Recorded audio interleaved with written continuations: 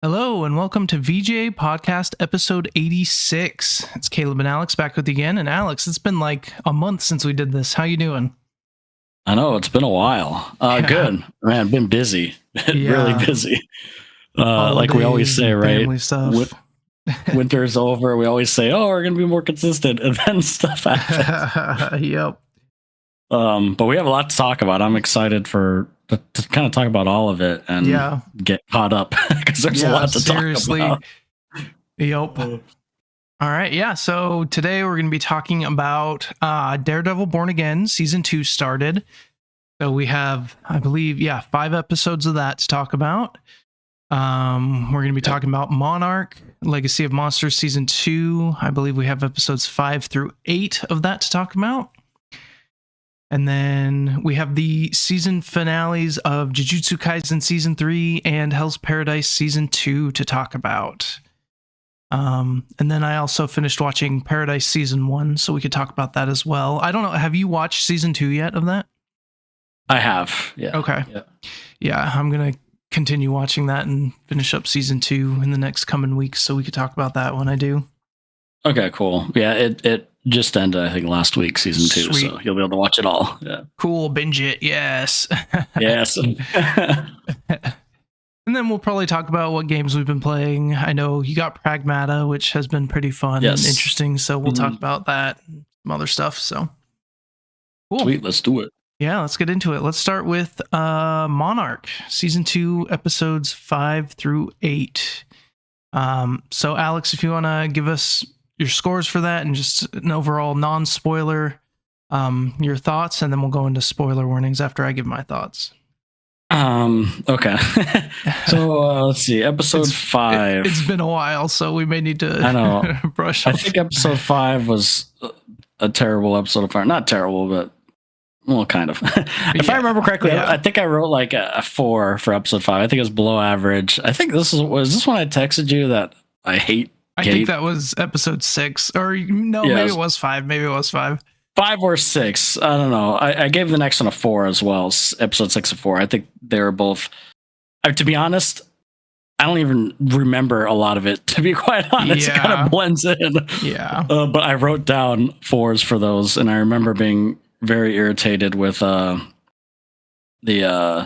same things we've been irritated the whole season. Yeah. Episode 7 was a little more interesting. I gave that a 5. Okay. I think it was average. I thought the acting was better in this, specifically by Wyatt Russell, the young Eli Shaw. I thought his acting improved in this episode. Yeah, I thought so too. And I think Shaw is just the best character. Modern day Shaw is the only saving grace of the show, in my opinion. So yeah, I give that a 5. I thought it was a little better. Still, the non-Shaw stuff, I guess, young and old Shaw, so like it's like 2 actors, but 1 character. Yeah. The non-Shaw stuff, still, God, there's some things in this I really didn't like. And then episode 8, I gave it 5 as well, average. The ending was okay. It didn't do anything for me, and I mean, I'll get into the ending. We could talk about that in spoilers. Yeah. There's just some things I don't understand why they did. But it was, I mean, I guess it's better than nothing. So I gave that a 5 as well. So 6. 4, 4, 6, 5. Oh, right? No, it's 4, 4, 5. Yeah. 4, 4, 5, 5. Yeah. Yes. Yeah, we're pretty similar. I think I liked episode 7 a little bit more than you did. So I gave episode 5 a 4, and episode 6 a 4. Just some really subpar character writing, and like I don't know. Besides Lee Shaw, what characters are we supposed to like? It seems like they're going out of their way to make us not like any characters. I don't know. Besides Shaw, Tim? I like. I like Tim. I like Hiroshi or Hero. Yeah. But yeah. Yeah. But yeah. So yeah, those ones, I mean, it's just like the characters are all over the place. What they're trying to do is all over the place. There's no coherent like plan. So yeah, Not great. Not great. Episode 7, I liked a little more. It was a little more focused on Shaw, and they played around with some ideas that I enjoyed the thought of and how they implemented it. So I thought that was a little bit better. And then episode 8 was just pretty average. There were some cool parts, but just with the issues with the writing, it's so hard to like, unless it's all just monster fighting. The episodes are just kind of blah. So, I know. Yeah. And I hear people saying, well, it's like it's called Monarch, it's not called Godzilla, like it's supposed to be character driven. Well, then write good character driven story. Yeah, seriously. I wouldn't mind, like, I don't need monster action in every episode, but my lord, if we're not watching monsters, give us a decent story to talk about and watch. Agreed. I still like the characters are god awful. They really are. Like, I don't like you said, besides Shaw, I do like Hiro. Or Hiroshi, right? Hiro, is that what they call him? Yeah. I thought he was okay. Like I kind of like his like father-son relationship. So like he was interesting. Like I liked him, like him. And then Shaw, right? That even who plays or even Keiko. I don't even care for Keiko this season, to be honest. Yeah, I think part of the problem with that is she has a lot of screen time with Kate, and then I'm just like, I don't care. That's true. But yeah, I did like Keiko a lot better in the flashbacks than how they're using her right now. Yeah, for sure. But yeah, like, and I don't know, and it's just kind of, I don't know, it's kind of boring, man. I guess that goes hand in hand with like bad characters, because we're not interested in the characters. But I mean, they're all making weird decisions. Like Kate is obviously Kate. May, I truly don't understand May. She's one character one moment and one character another moment. Yeah, like the flip flopping is hard with her. I do not understand that character. And then Kentaro, I can't stand him this season either. He's kind of just whiny. Yeah. And standing around. I don't like none of the characters, dude. Like literally. Yep. It's crazy. But anyway, so you did what was your scores? So mine was 4.455 and yours was 4.465. 4.465, yeah. Okay. I can see why you gave that episode 7, the string theory episode, a 6. It was interesting. Yeah. Interesting concept. Yeah. But yeah, I mean, I guess we can get into spoilers because there's not much not much meat and potatoes in this stuff. Spoiler alert for Monarch Legacy of Monsters. Let me get the spoiler alert here. And it was season 2, episodes, 5 through 8? Yes. Okay.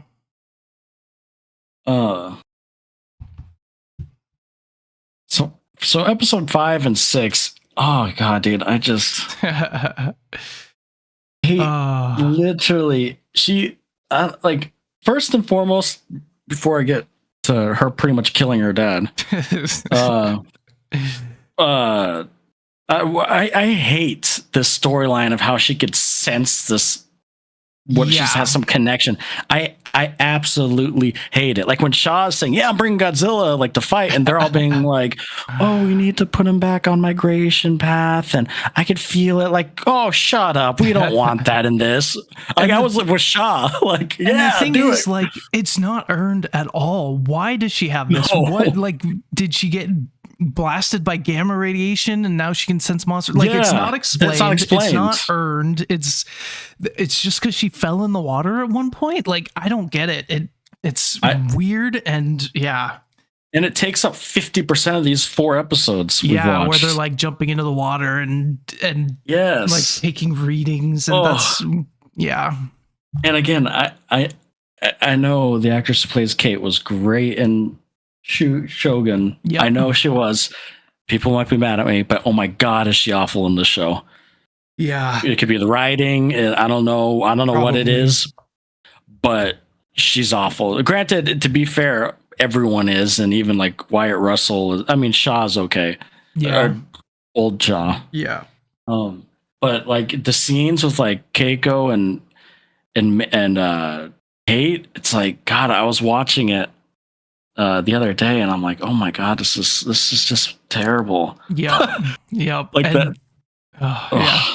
the other character that just drives me up the wall. It's Kate and it's May. And it's like she's with Apex, she's against Apex, she's kind of with I Apex, know. she's a mole. She's the only good scenes with May is her with Tim, and that's because Tim is awesome and he like he's an actual human character that, that cares about people. May was like betraying them, kind of betraying them to work for Apex, and then Kentaro, was with the Apex's founder's daughter, and she's like, "Why are you with Apex?" Yeah, like, I know. What do you mean? You literally were just working with them like a couple days ago, and you're still talking to what's her face in this last episode, like, and she's over here with Kentaro. You're working with the devil, like, oh my God. She drives me nuts, and then she's like, and then there's like that scene with them in the bar where Kentaro is like, "Oh, you like me, and now you like my sister." It's kind of a weird conversation. Yeah. But then May like gets mad, storms off, and then she's like getting jealous because she's like, he's talking about like he's hanging out with a friend in Thailand. It's like, what? I don't get it. Make up your mind. I know. It drives me nuts. Yeah. And then Keiko, it just, again, you're right. It's probably because she's just with Kate, because now her full focus is just figuring out whatever's with Kate. Like, and it's just not interesting. The like connection isn't there. Also, like your son just died, and like I don't know. It's like everything, like it doesn't. There's no like continuality. Like and they kind of tried to have an episode where they're kind of reckoning with it, but it really just was like Kentaro being sad and then having to deal with the May stuff, and it's like I don't know. It just didn't hit for me. No, same, and I think Hiro, besides Shaw, was the only other kind of interesting character. Yeah. Or at least a potential. And and they obviously kill him off. And again, it's freaking Kate. Like, if she would have just stayed away, right? He would literally be alive. Like, this is literally an instance. I know she didn't directly kill him, but like, she was right. They're better off without her. Literally. Like, And then this last episode kind of drove me nuts too, because when Godzilla shows up and stuff, like that helicopter. First of all, that helicopter's taking up the egg. Why did they fly right past the monster fight? Like they did. Why didn't you go the opposite direction? I know. That was nitpicky, but like it was so dumb. But anyways, I guess what I don't like about it is you're right. It's not earned with Kate. Like they want to save this, like basically the monster. What's this monster called? I don't know what they call it. Titan X. There you go.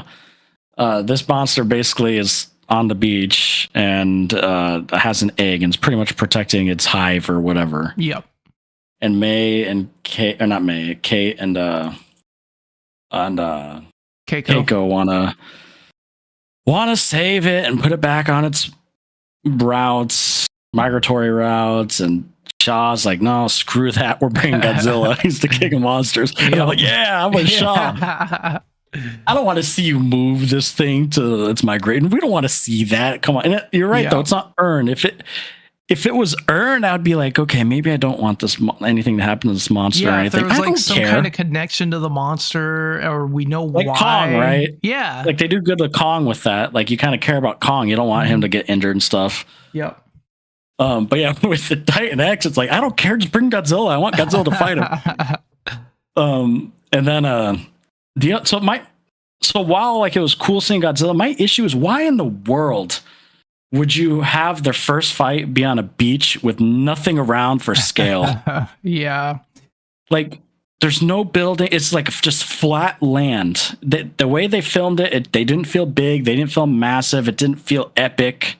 Yeah, it had it was Godzilla X Kong where it just kind of feels more floaty, but then also it's not in a cool location with buildings. So even the look of it doesn't even like the feel. They put it in the most boring spot. Yeah, I feel like they did that because this is like before King of the Monsters, Godzilla 2. So maybe they're like, we can't have it be some mass destruction because that wasn't mentioned, and the king of monsters, but then they put it like in the jungle. Also, where's Kong? Is that thing? The thing's probably going to swim.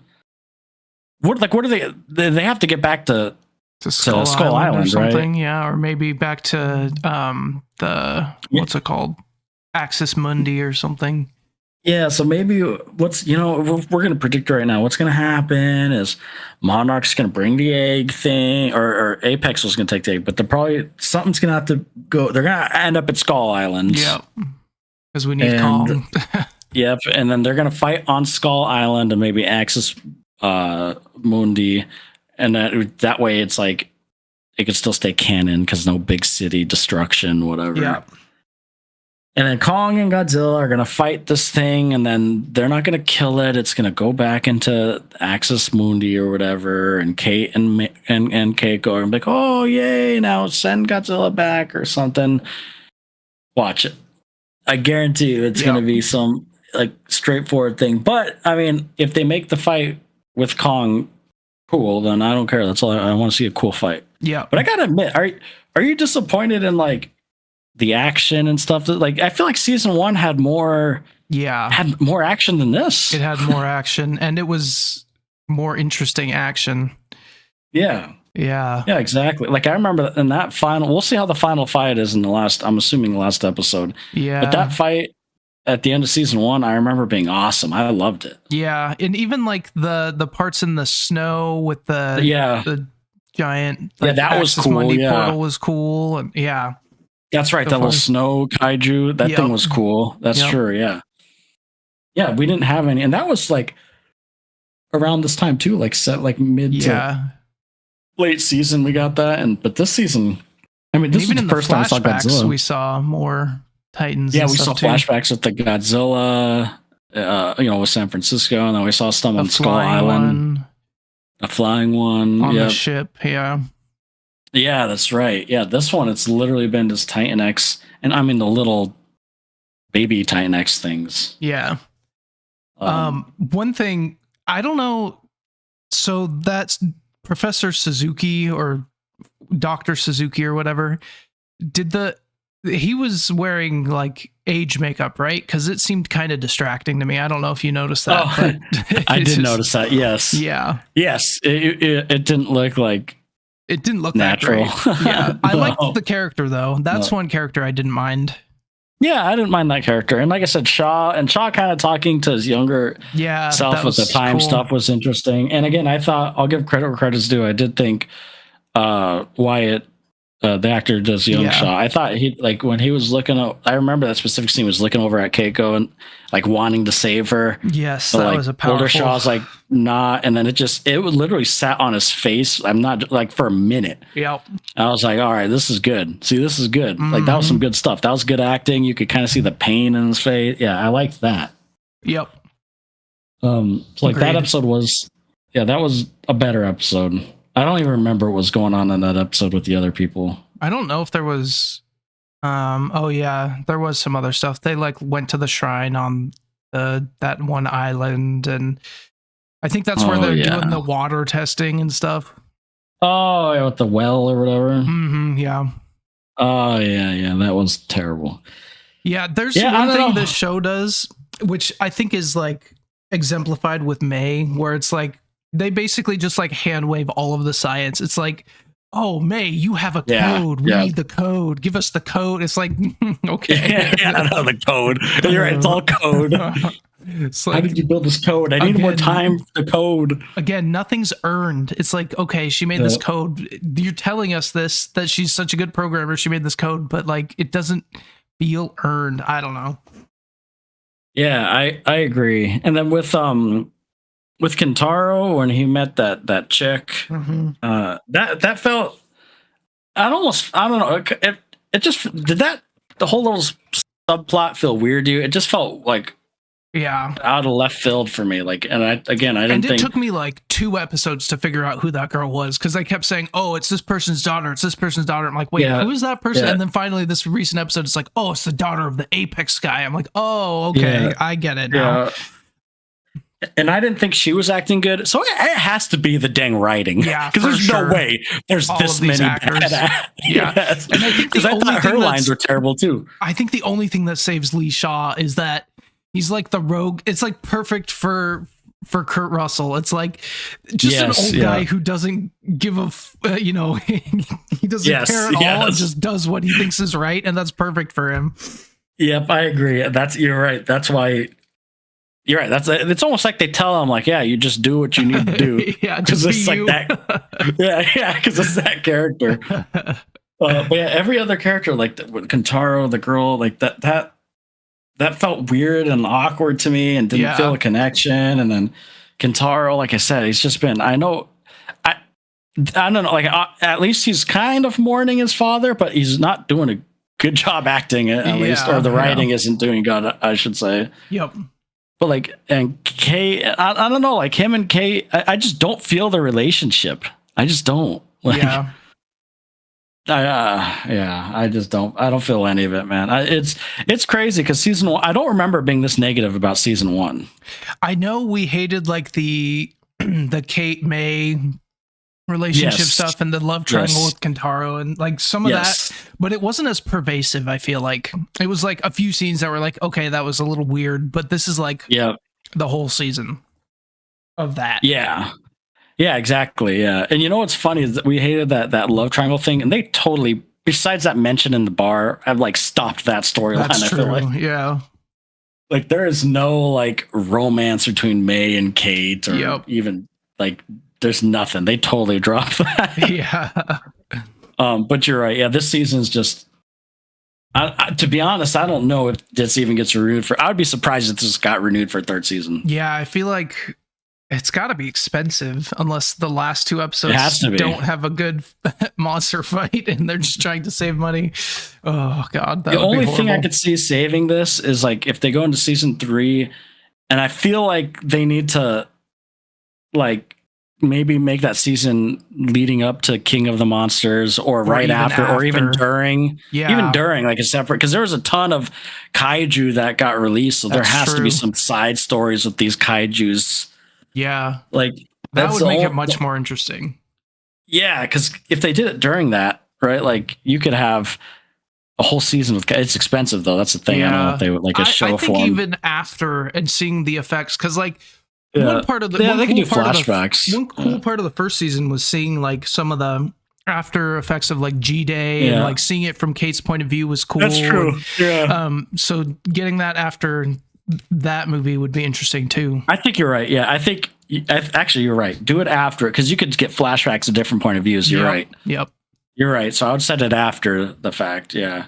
And I don't know like the timeline a lot. Like I don't like after King of Monsters. Like when is the Godzilla versus Kong. Like, I don't know like how many years in between. I just remember that when we looked up the timeline for this show, it was set before King of Monsters. Yep. Yeah.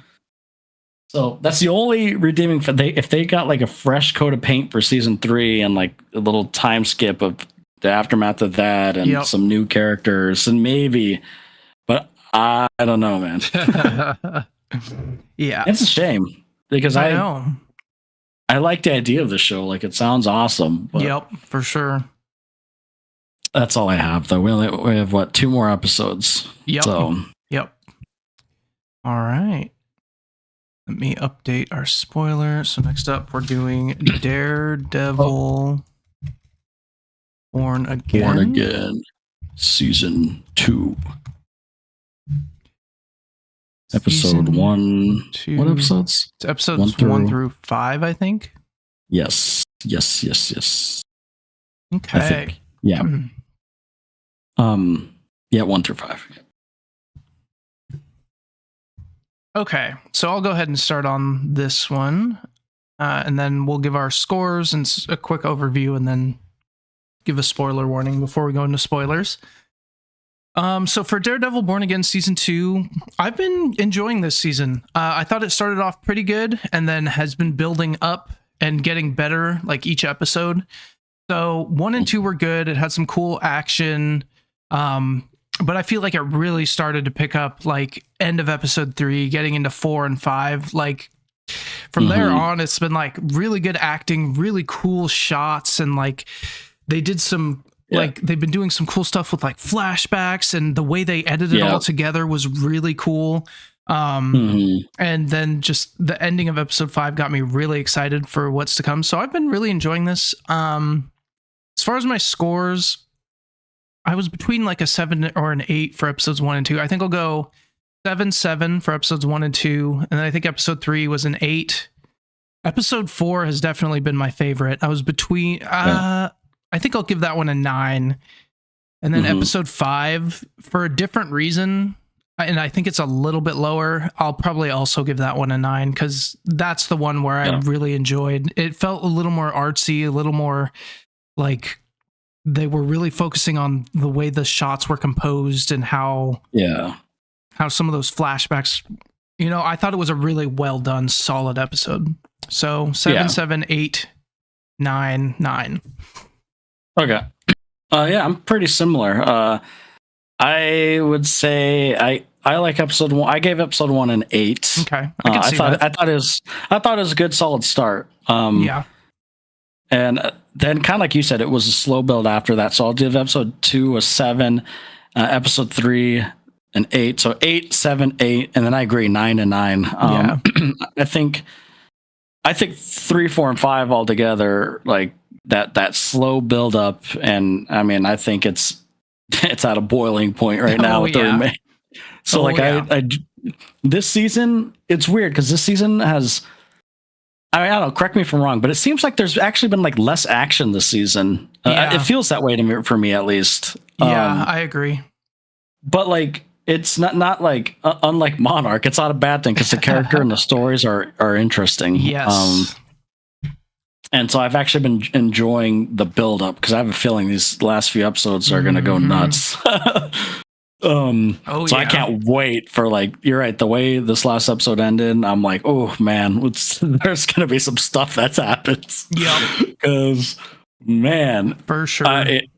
But yeah, I love it, man. I think the action's good, the characters are good. You're right, some of the like art style, art direction they do with some shots and stuff are interesting. The characters, I feel like the characters feel more what's the word, like characters this season, specifically some of the bad guys. What's his face? Who's working? The guy working for Fisk, the British sounding guy. Yeah. I can't remember his name. I'll find it. But they've been rounding out like his character more, and obviously Karen is back this season. Buck, yes. Buck. Yeah, so a lot of like I feel like this season with Buck and obviously Karen and then even Vanessa Fisk for that matter, and what's his name, Daniel. Yep, he's been good. Like all the characters, I just feel like are getting more fleshed out. Like it feels more not grounded, but like I don't know the word I'm looking for. It just feels more like complete, like it's like settled almost. Like season 1 was almost like an experiment. And I know season 1, if I remember correctly, wasn't like jumbled and they had to rewrite a lot of stuff and stuff. Yeah. I could feel this season being way more consistent and full, and characters feel right. The characters feel more solidified as to their like, how they act and why. Yeah. And I think one thing they've done really good, you mentioned the lack of action, or not lack of action, but less action than the first season. But I think one thing that's really helped that is the atmosphere with which they're setting. Like the atmosphere of this season's really interesting with like, it feels like they're in this authoritarian takeover of New York that happened kind of at the end of season 1. But then it's still showing like all these New Yorkers are like, oh yeah, this is better. But then you see at night, it's all like crazy and like the task, you see some of the task force stuff. I think having that like over the whole season really kind of raises the stakes and helps with that.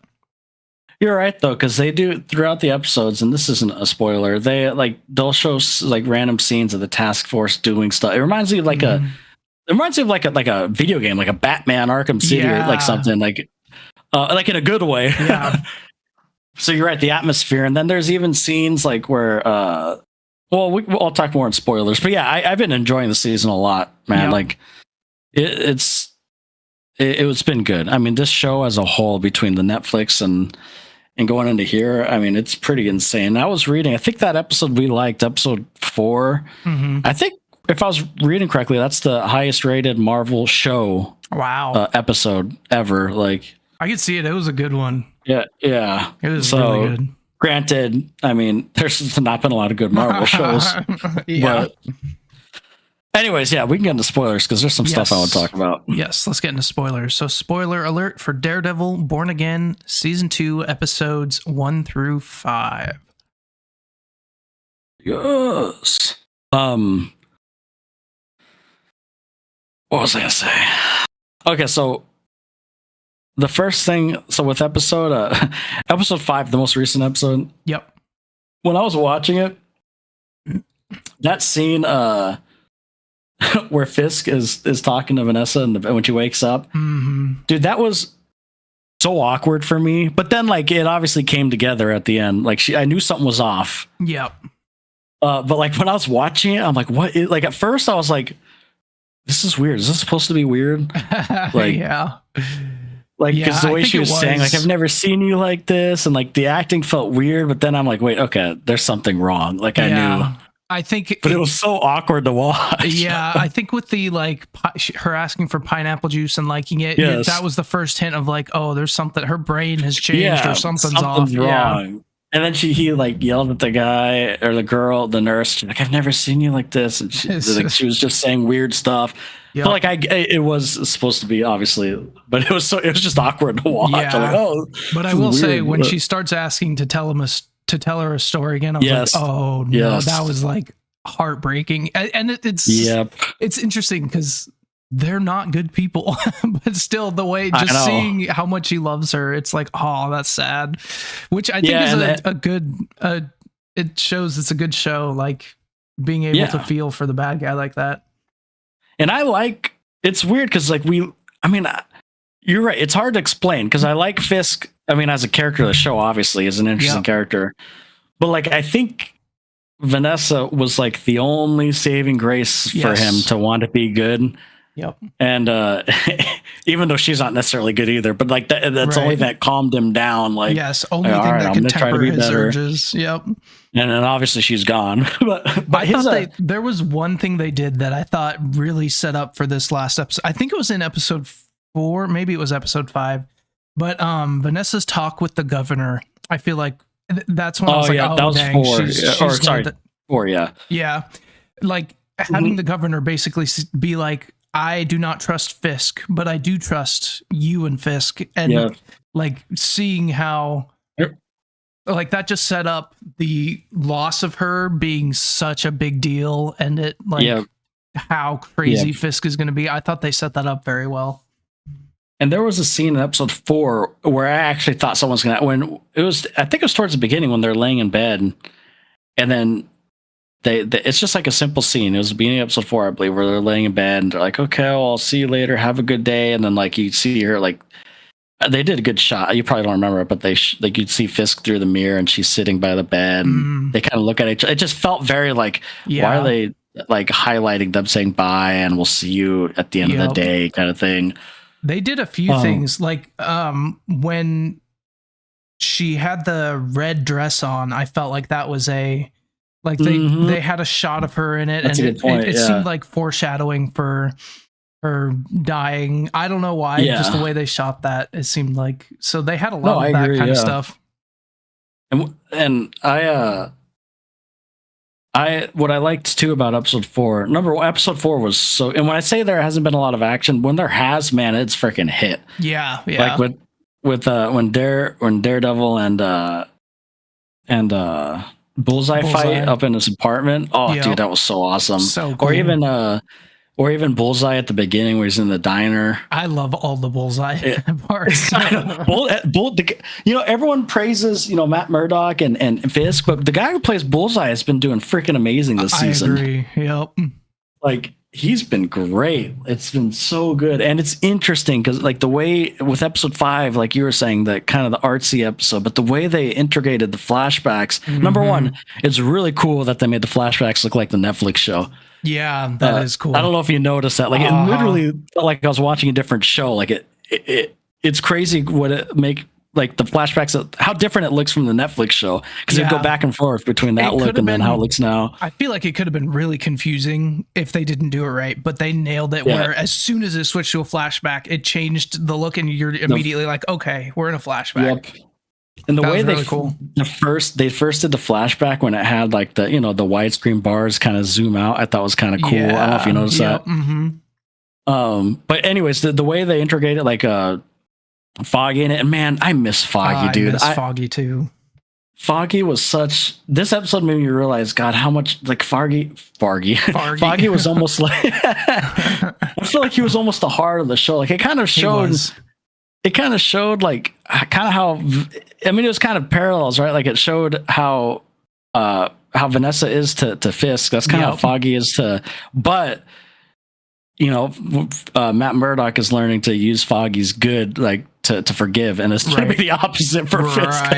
Like I really like the parallel between them both losing kind of their anchor. Yeah, for sure. And seeing the different directions they're going to take, obviously. Yep. But him forgiving, not forgiving, but tolerating Bullseye, and I just really thought they did a good job with the.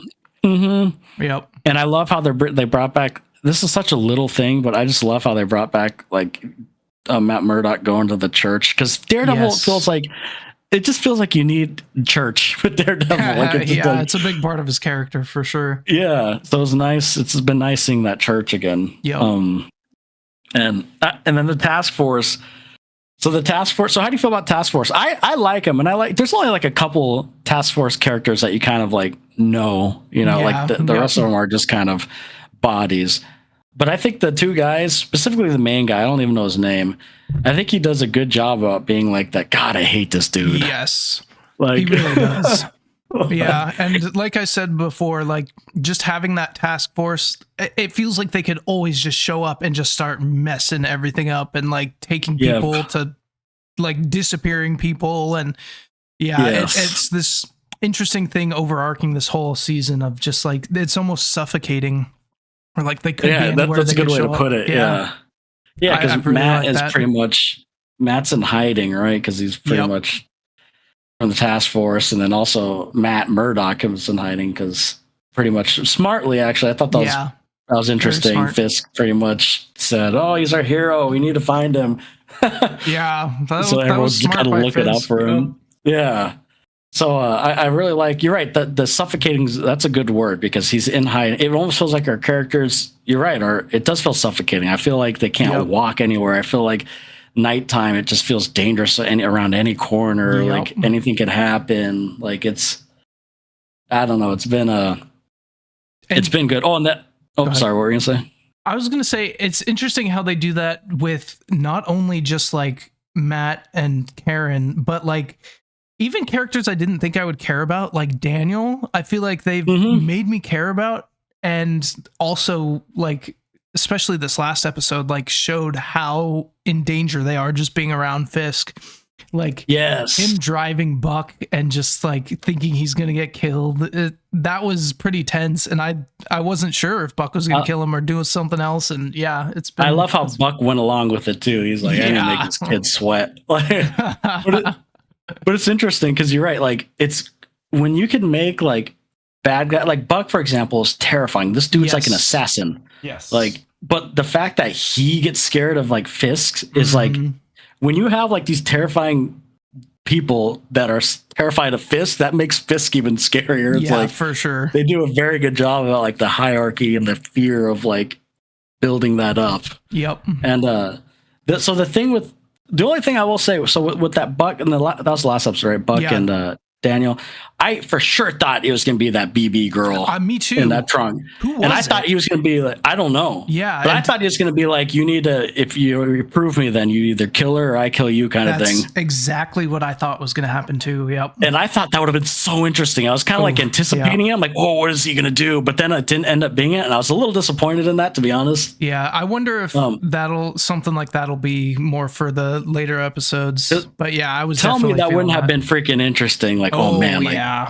Like, and that was like, I was waiting for it, man. I'm like, oh, me too. But yeah, maybe down the road that will happen because it seems like that's the theme with Buck. He's like almost like not testing, well, kind of testing, but like, yeah, you know, if you're with us, you're with us. If you're not, you're not, kind of thing. Yep. But yeah, Daniel, I thought has been good. Like, Daniel's an interesting character because he does a very good job. There's moments where he can be intimidating, like when he's talking to BB, or like there's a scene, I don't remember what episode it was, where he's talking. That's that girl's name, right? BB or yeah, where he's talking to her and he's almost like intimidating her. And I was like, okay, he's kind of like, I could see a little bit of Fiskin. I don't know, like Fiskin, yeah, exactly. But then there's moments where he is good and he's like kind of a wuss. Yeah, he's also way more charismatic than I thought he would be in the first. Like, there's sometimes like when he got Buck to eat the hot dogs, like it just showed he is charismatic and he could very easily be like such a stupid henchman kind of character, but they're making him more interesting than that, which I like. Yes. And same with Buck, right? They could easily make him a one-dimensional, terrifying like assassin where you don't see much of him. But there's moments with him, and I guess with Daniel, where I'm like, man, I actually kind of like him. Yeah.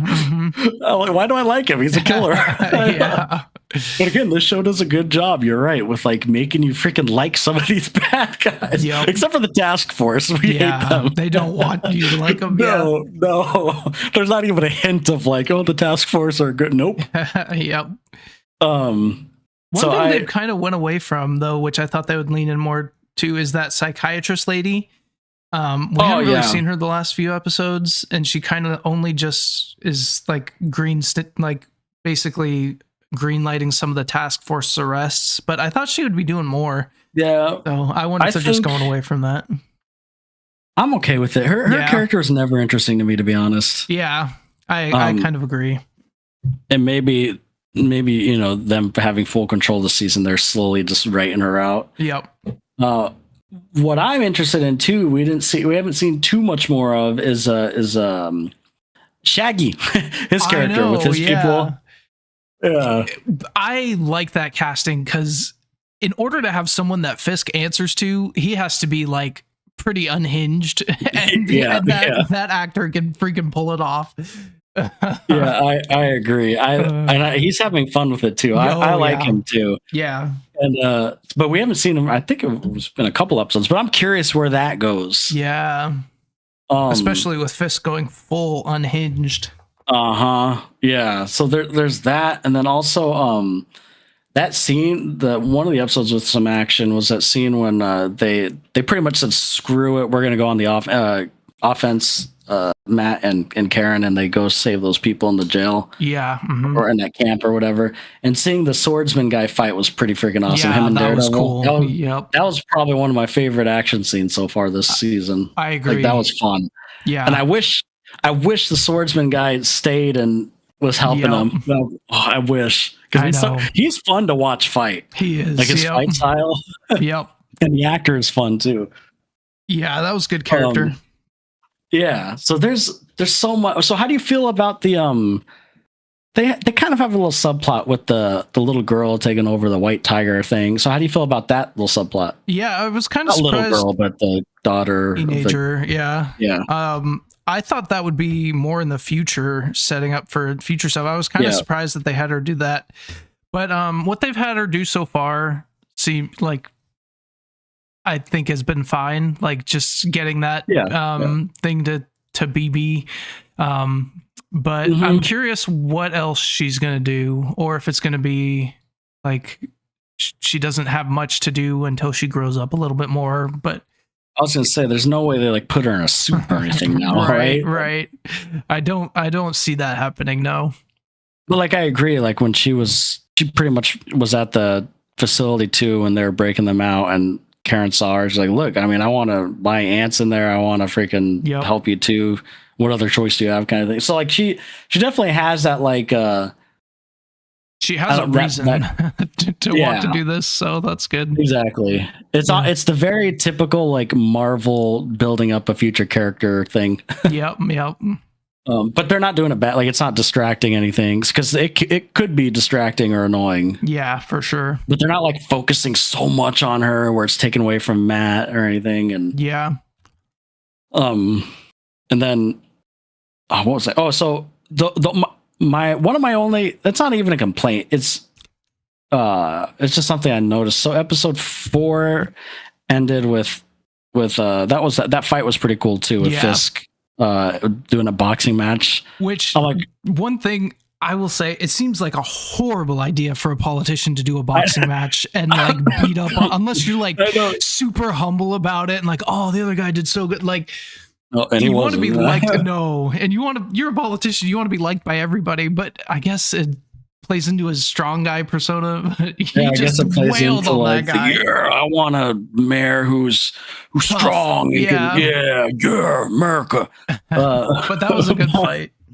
It was a good fight, but he's loving it. He's probably like, yeah, I could finally freaking punch things and people cheer for me. And it's and he obviously goes a little too far. Mm-hmm. But again, with Bullseye coming in, so that episode ended. I guess where I was going is that episode ended with Vanessa pretty much, I mean, quote unquote, like almost dying, or you see the glass in her head. Yep. And then the next episode ends very similar, where but now she's like finally dead. It was weird having 2 episodes end like that. Yeah, I was at the end of 4. I was like, "Dang, she's dead. Fisk is about to go insane." And then, at the end of 5, it's like, "Dang, she's dead. Fisk is about to go insane." Exactly. Even though it was done well, I've had the 2 scenes. I thought it was going to end with like us maybe seeing him actually start his insanity. Yeah, I agree. But it was the same ending as the last one, so it was weird how they like did that. But again, that's just a nitpick. It's not like a huge negative or anything. Yeah, I think them giving him a chance to really show how much he loved her was good. But yeah, it did definitely have that same like almost deja vu. Like, oh, it's happening again. Yeah. But man, these writers, they're evil, man. They make him have some hope and wakes her up and goes down memory lane with her and then just rips her away. Yep. Like they have, I don't like. They was like, dang, if she would have just died the last episode, fine. But they like pretty much tortured it out. Yeah, a whole episode.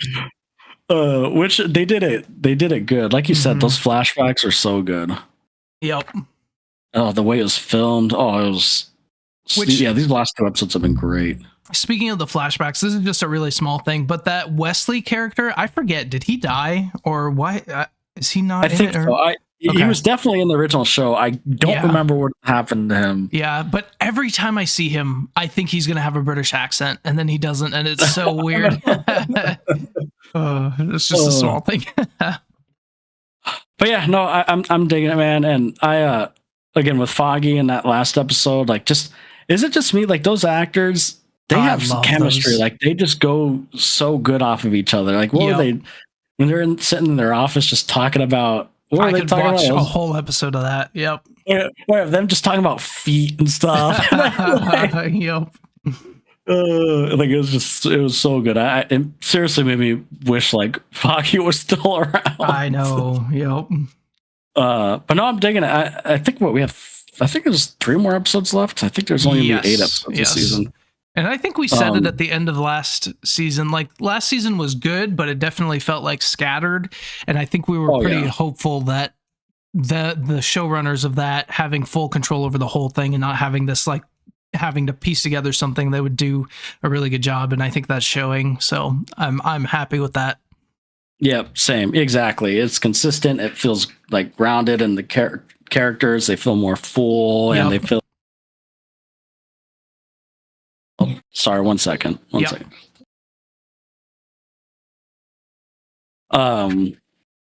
But yeah, I'm digging. I'm very excited to see. Did you watch any trailers on this? Because there's something I'm waiting for, but I don't know if you see. Okay, then I'm not going to say anything. Okay, yeah, I haven't seen any trailers. Because I wish I didn't see it. Okay, so yeah, I won't say anything. Okay. Which I watched one trailer, and why they show something like this, I don't understand. Something from past the 5th episode? What the heck? That's crazy. Yeah, because I've been waiting for it. I'm like, oh, I wonder when like this is gonna happen. I'm not gonna say anything, and like it hasn't. And I'm like, why would you freaking show that in a trailer? And I know they're trying to get more people to watch or get excited, hype and all that. Yeah. So I won't say it. Never mind. Then disregard what I was gonna say. But yeah, I'm digging it. I can't wait. This is one of those shows where like I am very excited like to watch each episode. It's like some like Monarch. I'm like, oh, I could wait a couple days to watch that. Yeah. This one, I'm like, the second I see it available, I'm like, oh heck yeah. Yep. I will say, I think we gave higher scores to the beginning of Monarch, but now after like seeing how good of writing Daredevil has, it just really shows how bad of writing Monarch has. I know. And it has been, we reviewed the Monarch, a couple years ago? Yeah. Mm-hmm. So it's been a while too, and I feel like we've watched way more good stuff since we've been first like reviewing quote unquote shows. Yeah. Yep. We've kind of like I feel like at least I've learned what's kind of good and bad in the sense. I know it's all opinion, but like basically more stuff. Yeah. So, and Daredevil's definitely way better now. I'll still say I don't know if like Born Again like is as good as the original series. I'm not saying that. Yep. I think that's one thing that stopped me from like giving a 10 to episode 4 is like there's still not that like hallway scene or something like that where it's like, oh, there hasn't been one of those this season, God, huh? No, because last season and season 1 of this show at the very beginning, it was pretty much they went straight into it. Yeah. But they have not. But it's getting me excited though because they've done it in every season. Yep. So they and those hallway scenes, are so because when you think it's over, it just keeps going and going. Like I just remember that first hallway scene in the original show. Yep. Like, dude, the way it was filmed, like, oh man, that was crazy, and then it kept going. Like, oh, that was crazy. Yep. But yes, there has to be a hallway type scene in this, right? Yeah. People will be disappointed. Yep. I'm waiting for it. I am too. It's that exhausting, like, I can't wait. Single shot. Out. Yes. Oh. It's coming, dude. There's the way this ended. I cannot wait to see these final 3. I don't know if the next episode will go off the rail. It might still be like I don't know. Like I'm just like a simmering, like he's plotting and simmering in hate, or maybe the next episode won't have Fisk at all. Like it might be like he'll take a back burner for an episode. Interesting. I don't know. Yeah. I'm just, I guess I'm so used with shows like when they build something up, it always simmers down. Like, and I know there's still 3 episodes left, but like, I don't know, man. Shit has to go down. I mean, like, his one and only is gone, dude. Like, he better go insane. This should be like the most unhinged we've ever seen Fisk ever in anything, any show, any movie, whatever he's been in. Yep. Like, this is the most unhinged we should, like, if he doesn't go freaking nuts and violent and crazy, I will be disappointed. And I will say, like, even just, I think D'Onofrio's done an amazing job with even just like, there was a long shot of just his face of him just like realizing she's died, and like, he's done really good acting with that, and just seeing him be able to like be unleashed, I'm really excited for, because I think he could do it really well. Yeah, because you could feel him like holding back purposely, obviously, like the rest of the season. Like, you just know, like, they'll show shots of his hands, like him squeezing his hands and stuff. Like he freaking wants to freaking just go off, but Vanessa's calming him down, or he's trying to be better or do it right, except for, him having a task force and stuff. Yeah, and squeezing that guy's hand. In his mind. Yeah. But so I can't wait. Like, I'm so excited for these final 3 episodes. Yeah, same. And again, I saw something in a trailer I'm excited to freaking see, so I can't wait for that either. Nice. But anyways, this has been a fun one. Yes, I've been enjoying this. All right. Another show, by the way, I don't know if you started, but I started. I don't know if you knew, but The Boys started again. I did see that. I haven't watched any of it yet. Okay, I think there's only like 2 episodes out, or 2 or 3. And also, is Invincible out right now too? Invincible is out, yes, and I haven't started that either. Yeah, okay. I'm interested for you to watch Invincible because I will say after I got back into anime and then started watching Invincible, it's an interesting experience. I'll just say that. I believe it. We'll have to watch that. I feel like the good thing going with Invincible is I feel like the writing is really good. Like I like the characters and stuff, but like as far as like the actual animation and like the action, I'm very curious. Like you said, how different. Although even the story could be a little slower. No, I'm thinking it's weird because you hit on the nail one time. Anime is like fast and slow at the same time. Yeah, it is. Like it's obviously like it's fast paced and action and awesome, but then like there's episodes where they focus on one fight for a whole season. Yep. But anyways, speaking so we of definitely anime, have to watch. Yeah. Oh yeah. Oh, I like that segue. Yeah, go on. Yeah, let's talk about Jujutsu Kaisen season 3, the finale.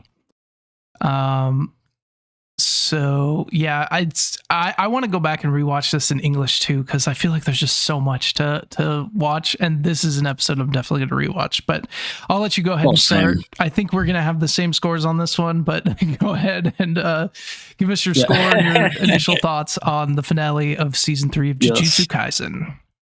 Yes, my lord, man, my lord. I mean, this for sure is my favorite episode of Jujutsu Kaisen ever, like of all 3 seasons. I thought this episode was insane. Yep. And this might be one of my favorite episodes of like anime I've seen, period. Yeah, it's so good. I mean, excluding, whenever I say stuff like this, just exclude Attack on Titan. But it's just different than that. But yeah, God, dude, it was so good. Good. And I didn't watch it right when it came out because I was on a work trip. So I didn't watch it till a few days later. I think I texted you maybe. Mm-hmm. I was out in California and I was in my hotel. I'm like, I need to watch this. And oh my God, I wasn't expecting. I was like just expecting to watch like, something good. Yeah. But my God, dude. Yep. I was in my hotel room and I'm like, Jesus, like I watched it again. I did like right when it ended. But I do want to watch it again in English. Yeah. But the action's insane. The animation, everything about this dude is a 10 out of 10, obviously. Yep. And I'm looking at the IMDb score. The fact that it's a 9.9 out of 10 on IMDb, that's like the highest I've ever seen any episode ever. Only things I've seen up there is Attack on Titan, like for anime. Yeah. Like a 9.9. Does Attack on Titan have a 9? They probably have a 9.9 somewhere. Yeah, I think so. But anyways, 10 out of 10. I mean, there's just, you can go. We'll talk about stuff and spoilers, but my notes, perfect, peak, 10 out of 10. Literally, that's why. Amazing action, amazing animation, great characters, interesting fighting styles. It was just perfect. I loved it. It was amazing. Dude, it was. So is this the end of the season, by the way? Yeah. Why they 12 episodes? I don't know, but yep. I was like, oh yeah, why? Do we have to wait another 2 years? Hopefully less than that, but maybe. I don't know. I feel like we just got started. Is this what it feels like, Caleb? Yeah, yep. Like, I didn't realize it was going to be the last episode. I know, me neither. And then I saw it, like, I saw some of the animation and it looked like the movie, like level animation. I'm like, oh, I bet this is the finale. Oh, so I'm looking at IMDb episodes and it looks like Attack on Titan only has 9.8s, but Vinland Saga does have a 9.9. So there is one other anime with, dude, you need to watch Vinland Saga. It's so good. Interesting. Oh yeah, that's on the list. That's probably gonna be next. Hell's Paradise and it's so Jujutsu good. Kaisen I'm excited to rewatch that. But yeah, there's like some Game of Thrones. There's an Invincible episode at a 9.9. Really, a recent one? Season 3, episode 8. What season are we on now? I think it's season 4. I think this is the one where he's like, I thought you were stronger. Or maybe not. Oh yeah, I think it is. Let me see, because there's. Oh, it's the one where he fights the bald guy. This guy. Oh, the finale. Oh yeah. I remember that. Yeah. Yeah, that was a good episode. Wow, I didn't realize that was a 9 out of 9. 9.9. Yep. I mean, I'm looking at the new season. And there's a 9.9 in the new season, episode 7. Really? Wow, dude. I'm looking at the scores. I'm not trying to look at like any pictures or anything, but they're like, it's the new season. It's an 8.3, then a 9.3, 8.1, then it's a 6.6, but then it's a 9.8, 9.2, 9.9. Dang. Jeez, this new season must be good. Yeah. Wow, I didn't. So wow, okay. Invincible has a 9.92. Okay. But yeah, no, this episode. So you got a 10 out of 10. Good. Are we in spoilers yet? No. Let's go into it. So, spoiler alert for Jujutsu Kaisen season 3, episode 12. Oh, so good, dude. I love Yuta. He's such a cool character. Dude, Yuta's awesome. And this episode cemented him even more as being. He was already awesome, but my lord. Yep. Like, it was really so. Kind of like you said, seeing the. It definitely had that movie format type look. Yep. But that one bad guy with that cool reverse tech, or that technique with the weird like warping of time and space or something. She can I think it's the sky or something. Or the sky, no, she can manipulate the fabric of space around her, is what it says. Yeah, that was really cool. That was so interesting. Yeah. But yeah, so cool. Dude, the action, man. I mean, the freaking action. And then when they all three started their domain, it just got me. It felt like something that could have been a cliffhanger for the next episode. But it happened in the middle of the episode where I just got so excited. Oh, so cool. And then the action, it was really cool seeing kind of almost like a 3-way fight type thing. Yep. And just all the different techniques and fighting styles, and it just felt very cinematic. And Yuta's over here freaking like a boss, handling it all. I loved how he was trying not to use his reverse technique. So he was basically fighting with one hand behind his back at first, and then and then he beat the cockroach guy, and then it was just a kind of a stalemate between all three of them. And it was so good. I mean, now I'm thinking about it, I'm not surprised. I don't know why I'm so surprised with it being the finale, because you're right. It felt like a freaking movie. Yep. It was longer too. It was 30 something minutes. Yeah. And then again, some of the hand-to-hand, sometimes when they do the hand-to-hand combat, it's so freaking fun to watch. Jujutsu Kaisen does it so well. Yeah. It does. It does it in a way that's super flashy, but you can still follow it, which is kind of tough sometimes. Yeah. But yeah, dude, I mean, God, I don't know what else there's to say. It's hard to talk about this episode because it's almost all action. Yeah. I will say it was nice finally seeing what Yuta can do without, because obviously we know from the movie it was Rika really giving him the power. Yes. But now seeing how he's learned to become so strong and use her in a different way, because it's like a Shikigami version of her or whatever, and he has the copy ability and he can use her to store those copied abilities, and then seeing him use that space distortion after, basically in the middle of the fight, he gains that power and is able to use it. And that's how he beats the guy with the blast. Oh, it was so good. Good. I love how Jujutsu Kaisen has the way they do their fights and tell the stories within the fights is just so unique and so good. Yeah, that's a good way to put it. You're right. They can tell these stories within the fights. Yeah. Yep. And not like Demon Slayer style, where it does flashbacks and you see while they're fighting, it just tells it through the fight, not during the fight. Choreography and and Also the way it ended, I thought was kind of like just pretty much showing what's his face. Well, it was kind of going through everyone, like everyone's in their own path, and you see all the characters, and it shows what's his face holding Gojo trapped in the thing still. Yep. Ghetto. And then yeah. And I liked how it showed Yuta still as just like he's kind. He's still kind. He the guy with the hair, like almost became his friend during the fight. It was like such a satisfying fight, and then he gave the points, and it just showed that Yuta really is just like this nice, kind guy who's just also super powerful. Which I You're love. right. They do a good job about making him like he's a nice guy. Yep. Like, because they could easily make him just like some intimidating, I don't know, tough guy. Yeah. But he has like depth to him. You're right. Yeah. Yeah, dude, I loved it. I need to rewatch it again, to be honest. Too, I'm going to. Yeah. Oh, so I'm probably going to go back and rewatch the whole season in English, because there's some things where it's like I want to just focus on the screen, but I also have to read like what's going on, and so I think watching that's it not in English a bad idea. will Yeah, also be really cool. Yeah, I might do that too. We'll just rewatch the whole thing in English. Yep.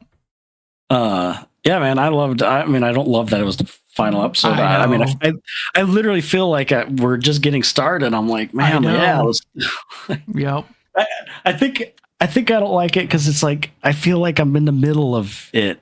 You know, like yeah. I don't know, like we're literally in, like it feels like a Infinity War and Endgame, like we're in the middle of this whole and thing. I think part of the reason is because I called this the Culling Game Part 1, and normally when they have Part 1, it's like half of a season, and then we get the next season, but they're doing it differently, where Part 2 is its own season. So yeah, it's been a little confusing, but man, the episodes have been great. Oh, they've been great. Yeah, I mean, I'm just upset. I have to wait. I know. I get it. That's literally the only thing I'm upset about. Is I just have to wait. I don't want to wait. Yep. Don't make me wait. And I don't know how long, too, we have to wait. That's the thing. Is it going to be like a 2-year thing, or is it going to be next year, or is it going to be like... Let's see. It's expected to release in 2027, so next year. God, but that's still a year. Yeah. 2026 just started a few months ago. It says the earliest time would be in early 2027. So hopefully, fingers crossed. We just got 12 episodes. No. I don't know. This is what it feels like. I don't like it, Caleb. Yeah, you gotta wait. Hey, there's other anime to keep you. I'm telling you, watch Vinland Saga. It'll keep you going. I know. I know. And I got to watch Frieren too. I'm in the middle of that. Yeah. So I know. See when Vinland Saga season 3 comes out. I know.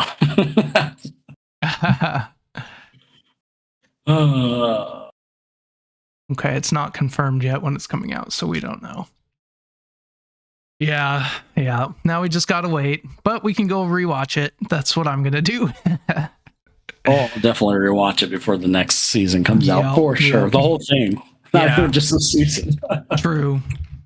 But yeah, I mean, 10 out of 10, amazing animation, action, voice acting, everything about it was perfect. There wasn't a single complaint, a single thing I did not like.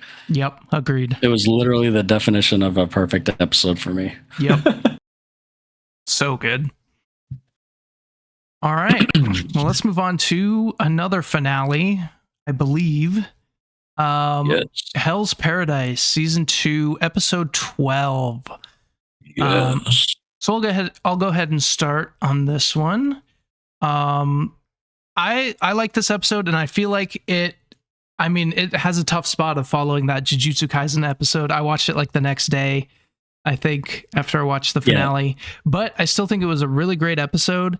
And the theme of this season for Hell's Paradise has been consistency, and I felt like this just kept right on going with that. I loved it. Thought it was great. It got me excited for the next season. I don't think it's a 10 out of 10. I gave it a 9, but still a really good episode. I could see someone maybe giving it a 10. But yeah, it had good action, kept right along with the great character work. All the characters are so good, and it kept on with that. And yeah, I'm excited for the next season. We're gonna have to wait on this one too. Yep. It pretty much ended like at the same time almost. I know. Yeah. Yeah, I agree. I gave it a 9 out of 10. I mean, obviously Jujutsu Kaisen. I watched this after it too. Yep. And but like this on its own was still, it was a great finale. Again, though, I do feel like I'm cut off in the middle of the story. Yeah. And this one even more so, I feel like ended on like a cliffhanger. Yeah, true. Just like I feel like it was just getting started. Mm-hmm. But no, it was great. Again, the animation I feel like has gotten better from last season to this season, and even through the episodes. And you're right, consistency. The characters are interesting. Like in the kind of where it ends, like the plot, it's really interesting. Like I'm very curious what's going to happen because they set up some good like tension and stuff. They did. So I enjoyed it, man. Like, yeah, I gave it a 9 out of 10, and I'd give like the season as a whole probably like an 8 out of 10. Yeah, I agree. I think I would give it an 8. Yeah, like I probably would have given like the first season a 6 or a 7, probably like a 7. I feel like I enjoyed the first season more than a lot of people. Yeah, I think I would give first season a 7 as well. But yeah, this one was an improvement. The animation, I mean, the whole season is pretty much an action. Like you're right, it's very Jujutsu Kaisen season 2. Yeah. But I enjoyed it, dude. I enjoyed it quite a bit, and we'll probably have to wait a whole nother year. At least we know there's more coming. Yeah, true. Because weren't we reading like we didn't know if there's how many seasons there were going to be, or it was going to end of this season or next season? Or... It was speculation that it would be 2 or 3 seasons. So now we know it's going to be 3. Yeah, shoot, I'm fine with it doing more. Like, yeah, what I've noticed with the anime is I feel like maybe this is just me. I'm a newbie with anime, but I feel like it's okay. You don't need to rush it. Like this whole season was one big fight. That's awesome. Like, yeah, you don't need to rush to the end of the story. Like, I'm okay with having a full season of like one night with action and story. Oh yeah, if done right, you know. Yes.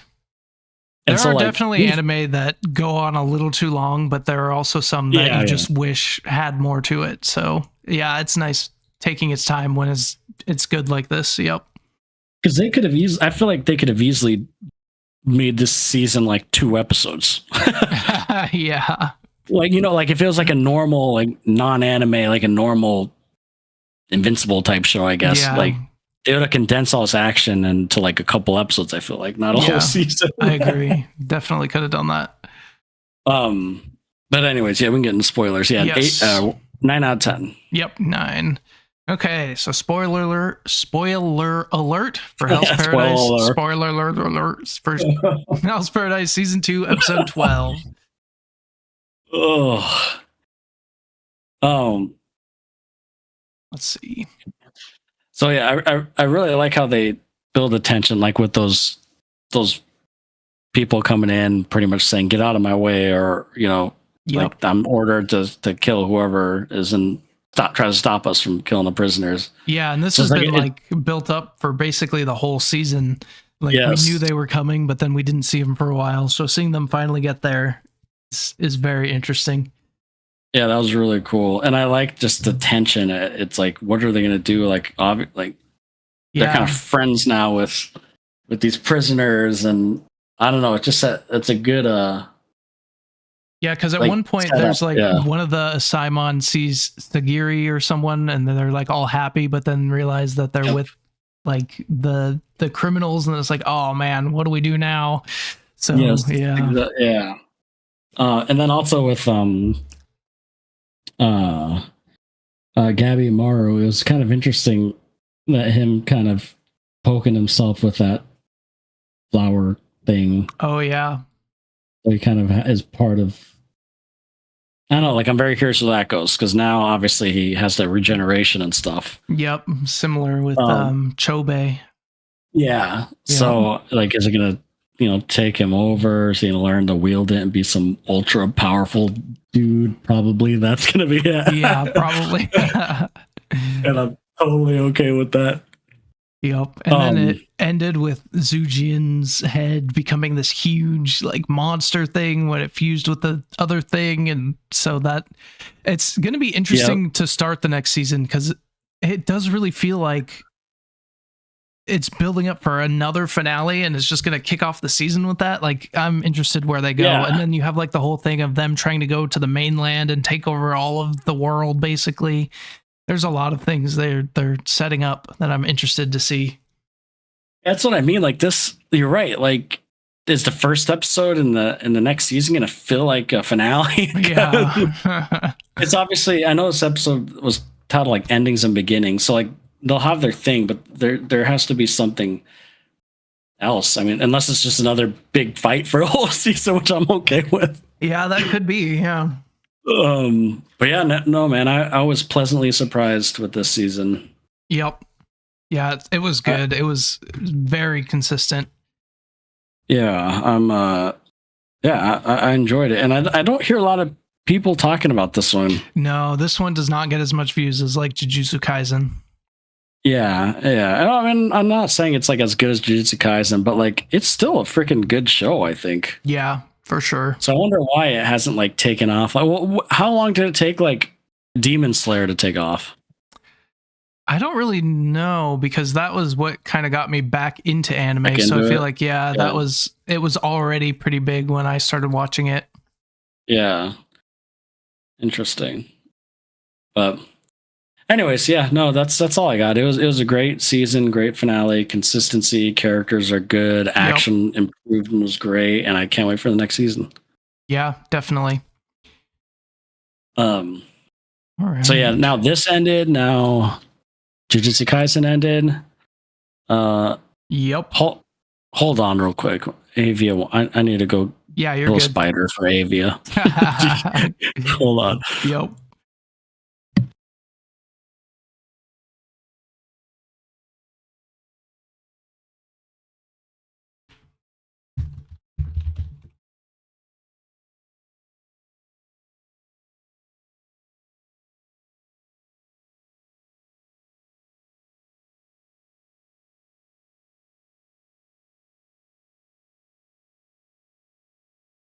Bottom line, are you in?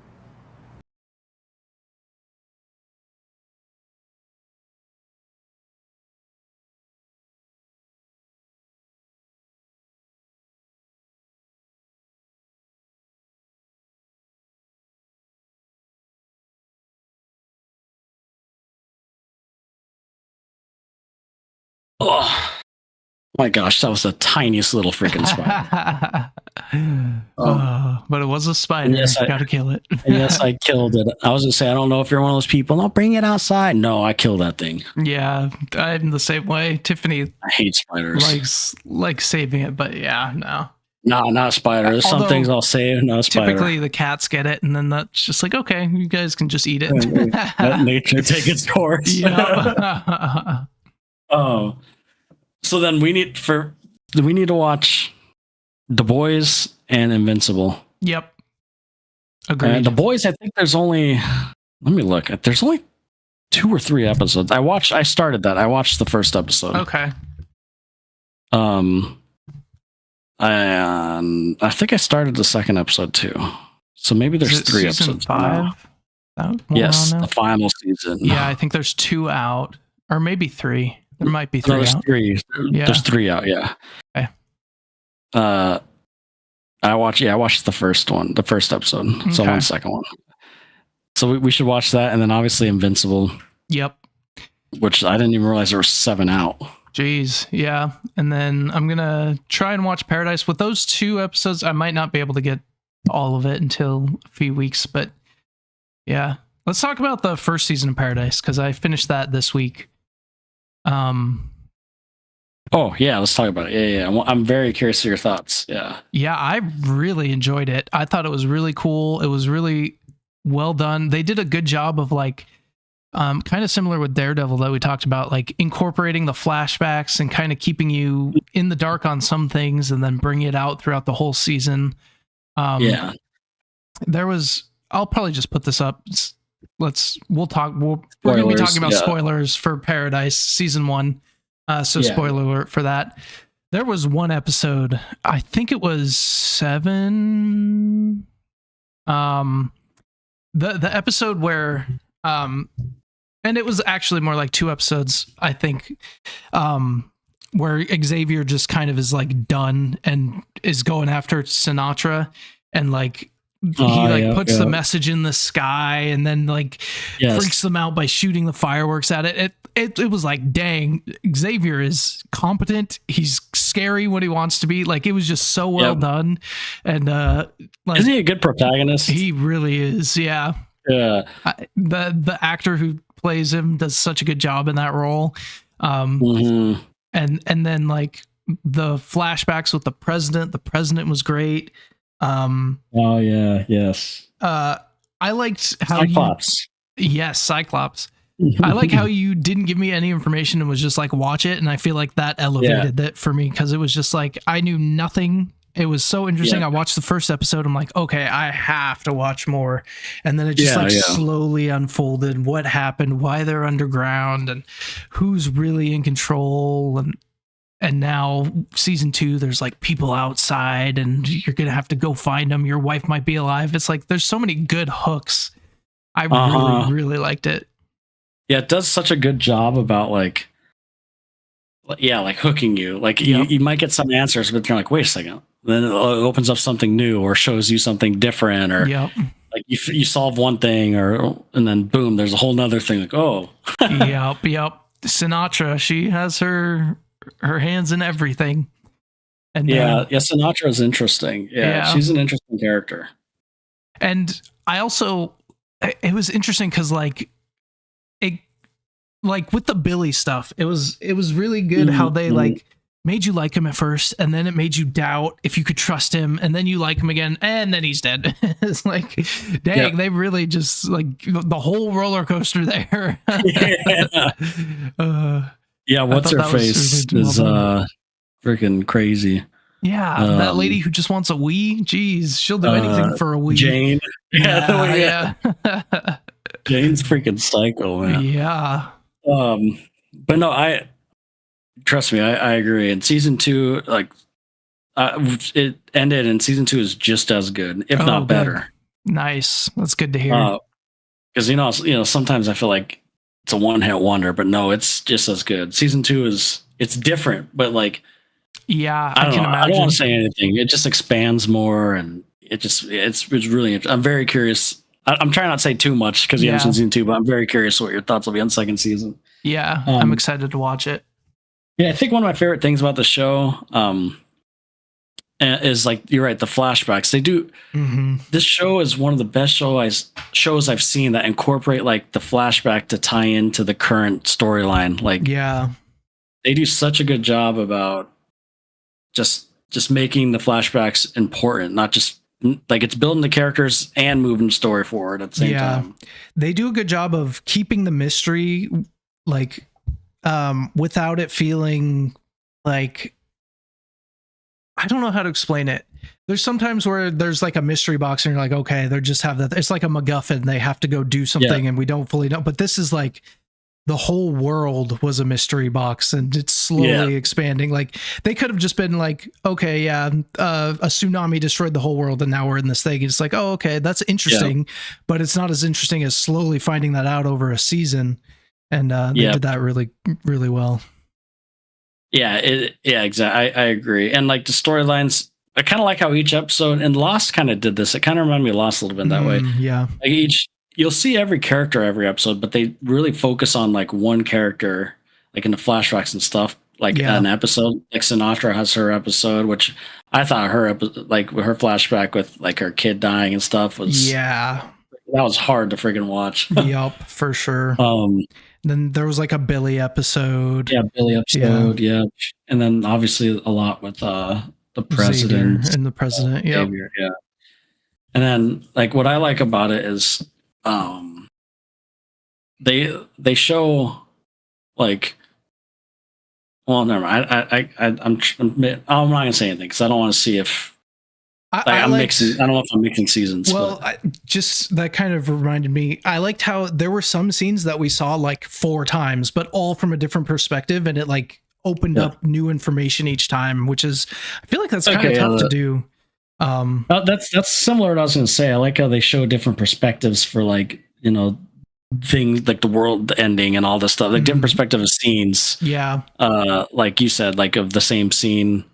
Yep. But like from different point of views. And that is hard. I feel like that is hard to do. Yeah. Yeah. Because it's weird. Because like, you're right. There's the mystery of like obviously who killed the president. There's the mystery of like the place itself. There's a mystery of what's going on outside of it, or how the world ended, or how this place is running, or this or that. Like, they do such a good job of. It's just good. It's just so. I love this show. Yeah, it's very well written. And then like they do a good job about like I feel like the music is really good to the show. They do. Yes. Yeah. Like they do a really good job about playing like the emotion up with the music and setting the tone and the mood and. Yep. And the acting is great. The main guy, he was in. Did you ever watch a show? This Is Us? I think I asked you this when I was telling you. I haven't. Yeah. He was amazing in that show. Okay. And so like I knew this dude was a good actor. But I think I've only seen him in Supernatural in like 2 episodes. Yeah, that's right. Yeah, he was in Supernatural, and then he was like in Black Panther as like a background character. Okay. But I think he is such a good protagonist because you hit it on the nail. He's straight up just a good guy, but then he could be intimidating. He knows when I'm taking this into my hands, or I'm protecting my family, like my kids, or this or that. Like I'm cool with you pretty much until you start freaking messing with me. Yeah. And like, I really liked the scene with his wife where it's like, sometimes you have to make a scene, and he remembered that and he's like, okay, I'm going to make a scene. And then he makes the biggest scene ever. That was awesome. Yes. That's right. Yeah, I remember that. Oh, so good, dude. I can't wait for you to watch the next season. Yeah. Because I honestly do think I actually think it's better in the first season in a different way though. I can't explain it. Yeah. Like I'm not going to say anything because I don't even want to tell you why in a different way. But like the show feels the same but different. I can't explain it. That's like cool.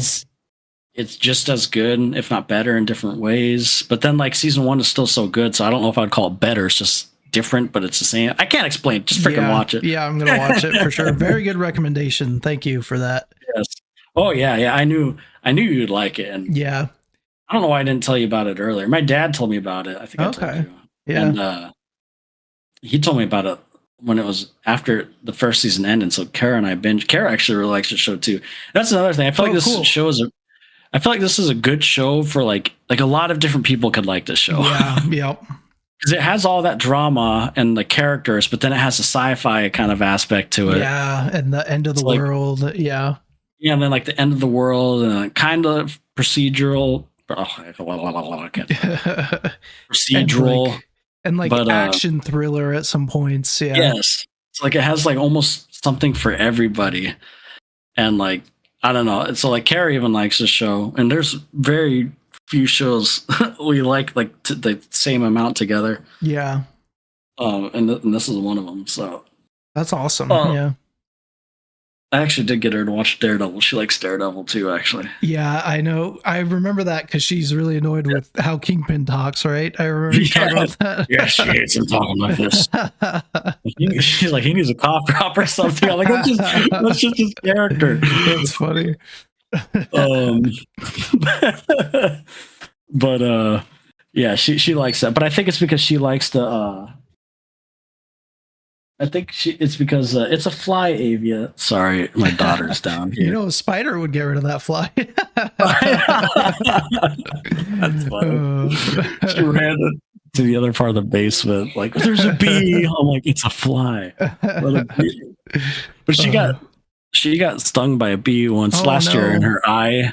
It was like in her eyelids, and she had to get like antibiotics because her eye puffed up. Oh man, that freaked me out actually. Yeah, holy. Because there was like a bee by our pool, and like it was when my dad was up here last year, and we were literally like gonna leave we were leaving the next day to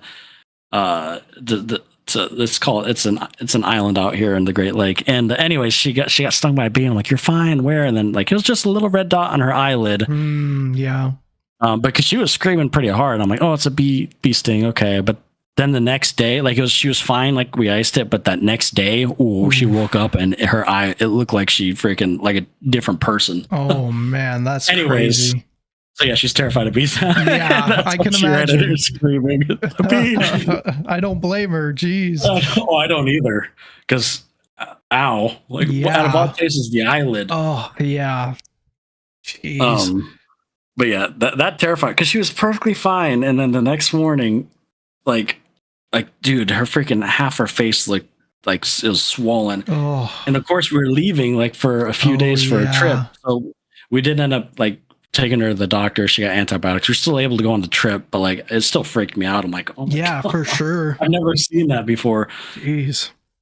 But anyways, I forgot what we were saying. But anyways, yeah, watch season 2 of Paradise because Kara and I are watching Daredevil. That's right, she watched Daredevil. Yeah. She likes the lawyer because she likes like the lawyer kind like of the law procedural stuff. Yeah. Yes, so that has a good it has like the comic booky balance. And the lawyer. Yeah, so that has a good balance too, and characters and stuff. But yeah, I think it's funny. She doesn't like Kingpin's voice. Like it's the character. It's like I don't care. That's funny. But anywho, so that was everything, right? So then I mean, if you don't finish Paradise season 2 this week, it's not a big deal. It's not like it's airing. I think I'll focus more on Invincible and The Boys to try and catch up on those, and then watch it. Yeah. Well, I'll try to catch up on those too. I don't know how long the Invincible episodes are. Yeah, but I'll catch. And so those 2 shows, and then we have Daredevil, and I guess still Monarch. Okay. Yep. But if we catch up on those shows, then it's just the once a week. Yep. Well, and I think Monarch only has 2 episodes left. Yep. So it's not going to be that long. Okay. Cool. I've been watching more One Piece too. Nice. And then also I've been like, I think I might have told you, I've been collecting more like 4K Blu-rays, like physical DVDs. Oh, cool. And I think I told you, right? I got some of the Pokemon stuff. Did I tell you that? Yeah, I was going to get it. Yeah. Yep. So we've been watching. I crap ton of Pokemon. Me and the kids. Nice. We're already on like the first season, or I guess it's the Indigo League season. We're like already on like episode 30 something. Yeah, nice. They're the Pokemon. It's such a. They make it so complicated. Yeah, I know. I looked it up. I'm like, geez, how do you even watch this? It's crazy. I know. It's insane. Even like the seasons, it's not like just season 1, 2, 3, 4, 5. It's like Indigo League, Orange Island. Yeah. This and that. And so anyway, we talked about it last time where I had to follow a thing. But they love it, dude. They're awesome. Lucas is obsessed with Squirtle. Oh, nice. And which is Squirtle's the one I used to like as a kid too, so that's funny. Yeah, that's cool. And then Avia is obsessed with Pikachu.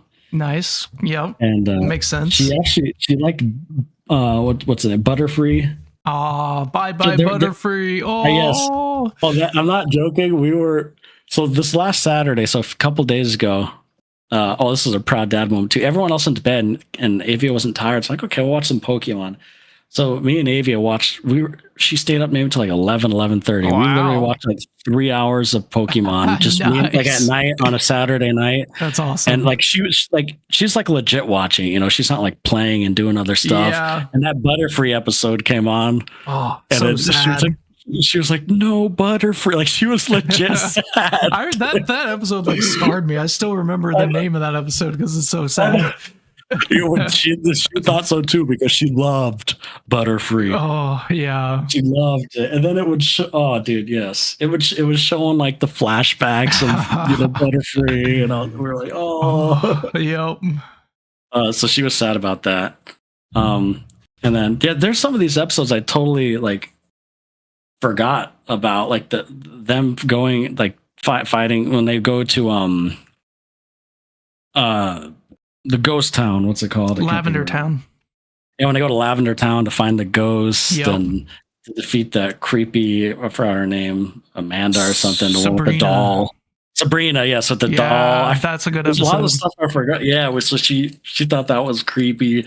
But yeah, it was just literally just me and Avia for like 3 hours. Like everyone else was asleep. It was a Saturday awesome. night. We were just, I loved it, dude. That's the parenting moment I've been waiting for.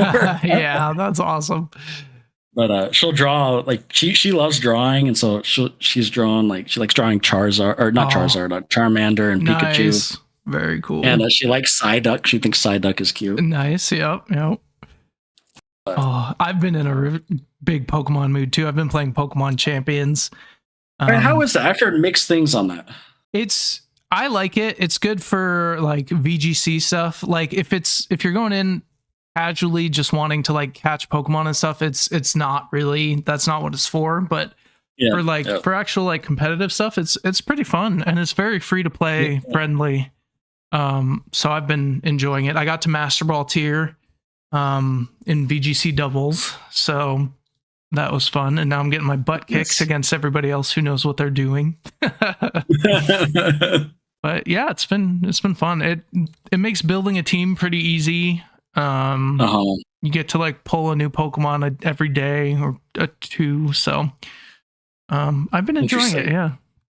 Yeah, it's free to play too, isn't it? Yep. Mm-hmm. Yeah. I thought about installing it. Yeah.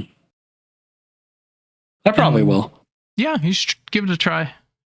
And then I also finished season 3 of this show, which it's an anime called Oshinoko. It looks very... I doubt you would expect me to watch this, but I will say I watched the first episode of this because I heard it was good, and my goodness, dude, it has one of the best first episodes of all of anime. Dang. And so it's about like the idol, the like Japanese like pop idol stuff, and then also some like TV and movie like behind the scenes kind of stuff. And it has some really good characters, and the mystery of it is really good. But man, I would just say sounds like K-pop Demon Hunters. Kind of without the demons, without the demons. Okay. But I would say it's like a full movie. It's like an hour and a half first episode, and it is so good. Is it still airing, or is it completed? It's still airing. So season 3 just ended. Okay. Season 4 is going to come out like next year or something, I think. Interesting. It's very different than the other anime you've been watching. It's much more like, I would say it's more like Death Note, where it's not like action or anything. It's more about like mystery and figuring stuff out, and it still like sounds revenge. interesting, and it also has a very normalized anime trope of like other lives or reincarnation too. So interesting. Yeah, it's good. Very different. Did you add that to the Excel list? I think it's on there, but let me make sure. Yeah, because the next one, you said the next one to do is Vinland Saga, right? Yeah. I'll do that. Yeah, and then I'm doing free run as well. Yeah, I'll probably cycle. Let's see. And then One Piece. Well, One Piece is just an ever going thing. I do have Oshinoko here. Good, but can wait. But man, that first episode, it made me, finishing season 3 made me want to go back and rewatch the first episode. Really? It's just so good. Yeah, so that one's one you should do. I might move this one over to must watch, because I think you should at least watch the first episode. Okay. And then you can decide if you want to watch. And honestly, it might be something. How does Kara feel about anime? Because I feel like, yeah, she doesn't understand it. It has that very anime thing of like they, talk their thoughts out in their head. So if she doesn't like that, it might be a little too much. But like, it has really good music because it's about like pop idols and stuff. Like the opening song for season 1 is so good. And it has really good character and like drama moments and stuff. So she might like that, but it might be too anime for her. So yeah, she's I don't know if she likes the style of it. I guess how I was. Yeah. Speaking of which, Brandon started watching. Did I tell you Attack on Titan? Ooh, good. Nice. Yes, he's flying through. I think he's. Heck yes. Last time I talked to him like a week ago, he was like season 2 episode like 15 or something. Nice. So by that point, you're hooked. Like if you make it there, you're hooked. He's hooked. He literally texts me. He's like, Captain Levi's the best character. I'm like, that's funny. Like I feel like that's everyone's. Yeah, he's a great character. He's like, I love Captain Levi. I'm like, oh, trust me, man. Yep. Me too. Yeah. Because he was. I think that was after he watched like when Aaron is in the woods with them, and he prayed with a what's her face turns with the Titan. Yeah, and she tears everyone up. Yep. Yeah. Levi squad. Oh, Brandon, he was like, dang, dude, I thought they were like building up camaraderie, like these characters are gonna be here for a long time, and they just freaking mucked them out. I'm like, oh yeah, welcome to Attack on Titan. Yeah, but he's been obsessed with it, and it's funny because I've been like, I would send him snippet, like little videos and snippets of Attack on Titan, like, dude, look at this, is so cool, you need to watch it, and he would always go, yeah, I don't know, kind of like I was, yeah, but finally, dude, he's hooked. Good. So maybe this will be the start of his. Maybe this will be the start. But yeah. So back to games. So have you played any of the Pragmatic? Because I've played probably a good couple hours of it so far. Same, me too. Yeah, I'm really enjoying it. It's really cool. Like the hacking during combat makes combat feel so much more engaging. I really like it.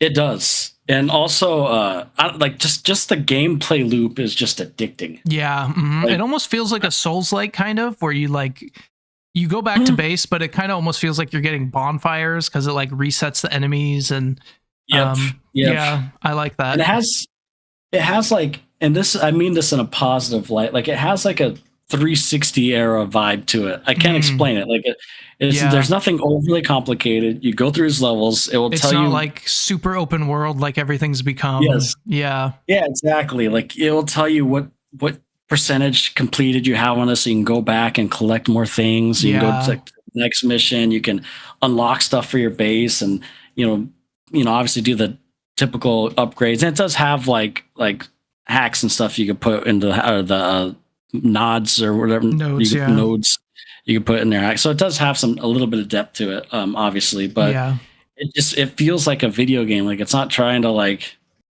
I can't explain it. It's funny because I was thinking like it kind of feels like Stellar Blade with like the setting, and it kind of feels. But when you said that 360 thing, you know what it actually kind of reminds me of is Force Unleashed, with the way the levels are designed. Oh, it does. Yes, that's a good comparison. I didn't think about that until you said the 360 thing, which is interesting. Doesn't it though? Like it's not like it feels like a video game, but in a good way. Like it's not trying to like, I don't know. It's not trying to what do it is, and it does it well. Yeah, exactly. Yeah. And I think I've been letting. You're right. The hacking with the combat is just, it makes it super interesting and like.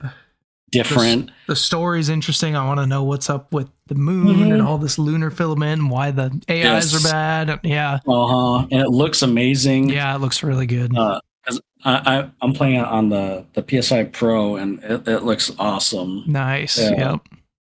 And then, but yeah, dude, I've been really liking it. I think it's solid. Like I think I'm on the second area. Same. Seems like that first area. Yeah, I got to the second area. Yep, same. I got to the second area too. Yep. And but yeah, I like it. It reminds me a little bit of Dead Space 2. Oh yes, for sure. With like the gun and obviously. Yeah, it's interesting how many different games it kind of feels like at once. Yeah, because I got Stellar Blade type setting and stuff too. Yeah. mixed with Dead Space and like you said, the level design. A little Resident Evil. Yeah, it is Capcom's. I guess that makes sense. But yeah, I'm really liking it. Yeah, it's not overly complicated. It's a video game. Yep. And it plays it really well. Yeah, it's cool. And I feel like with how much you have to do during the fights, they set up the controls in a really good way, where like you can be hacking and still dash and still aim. Like that could be super clunky, I feel like, but they did it in a very satisfying feeling way. Yes, I agree. Because at first, I'm like, I wonder, am I gonna like? It's a lot, dodging and shooting and hacking and this and that. But it's not. It feels like fluid. It feels natural. It doesn't feel like overly complicated. Yep. And it still gives you a little bit of challenge. Like some of that boss battle was pretty cool. Yeah. Not necessarily like hard, but just like figuring out the moves to dodge. At first, I got hit a ton with that big robot thing. Yeah. Because you just don't know the moves, right? But yeah, no, I really like it. Yeah, it's really cool. Good idea getting it. Yeah, I figured it's something different, and it looked like it was up our alley. Yeah, for sure. Ask Caleb because it just looked interesting. But I'm glad we did. Yeah.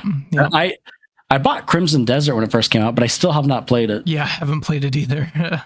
Yeah. Well, number one, I went on a work trip, so I'm like, I'm not going to start this. Yeah. Well, I think I did. I played like 20 minutes or something, but now I'm like, well, I'm going to wait until they just do all these updates. Yeah. Because I heard that game needs updates. Yeah.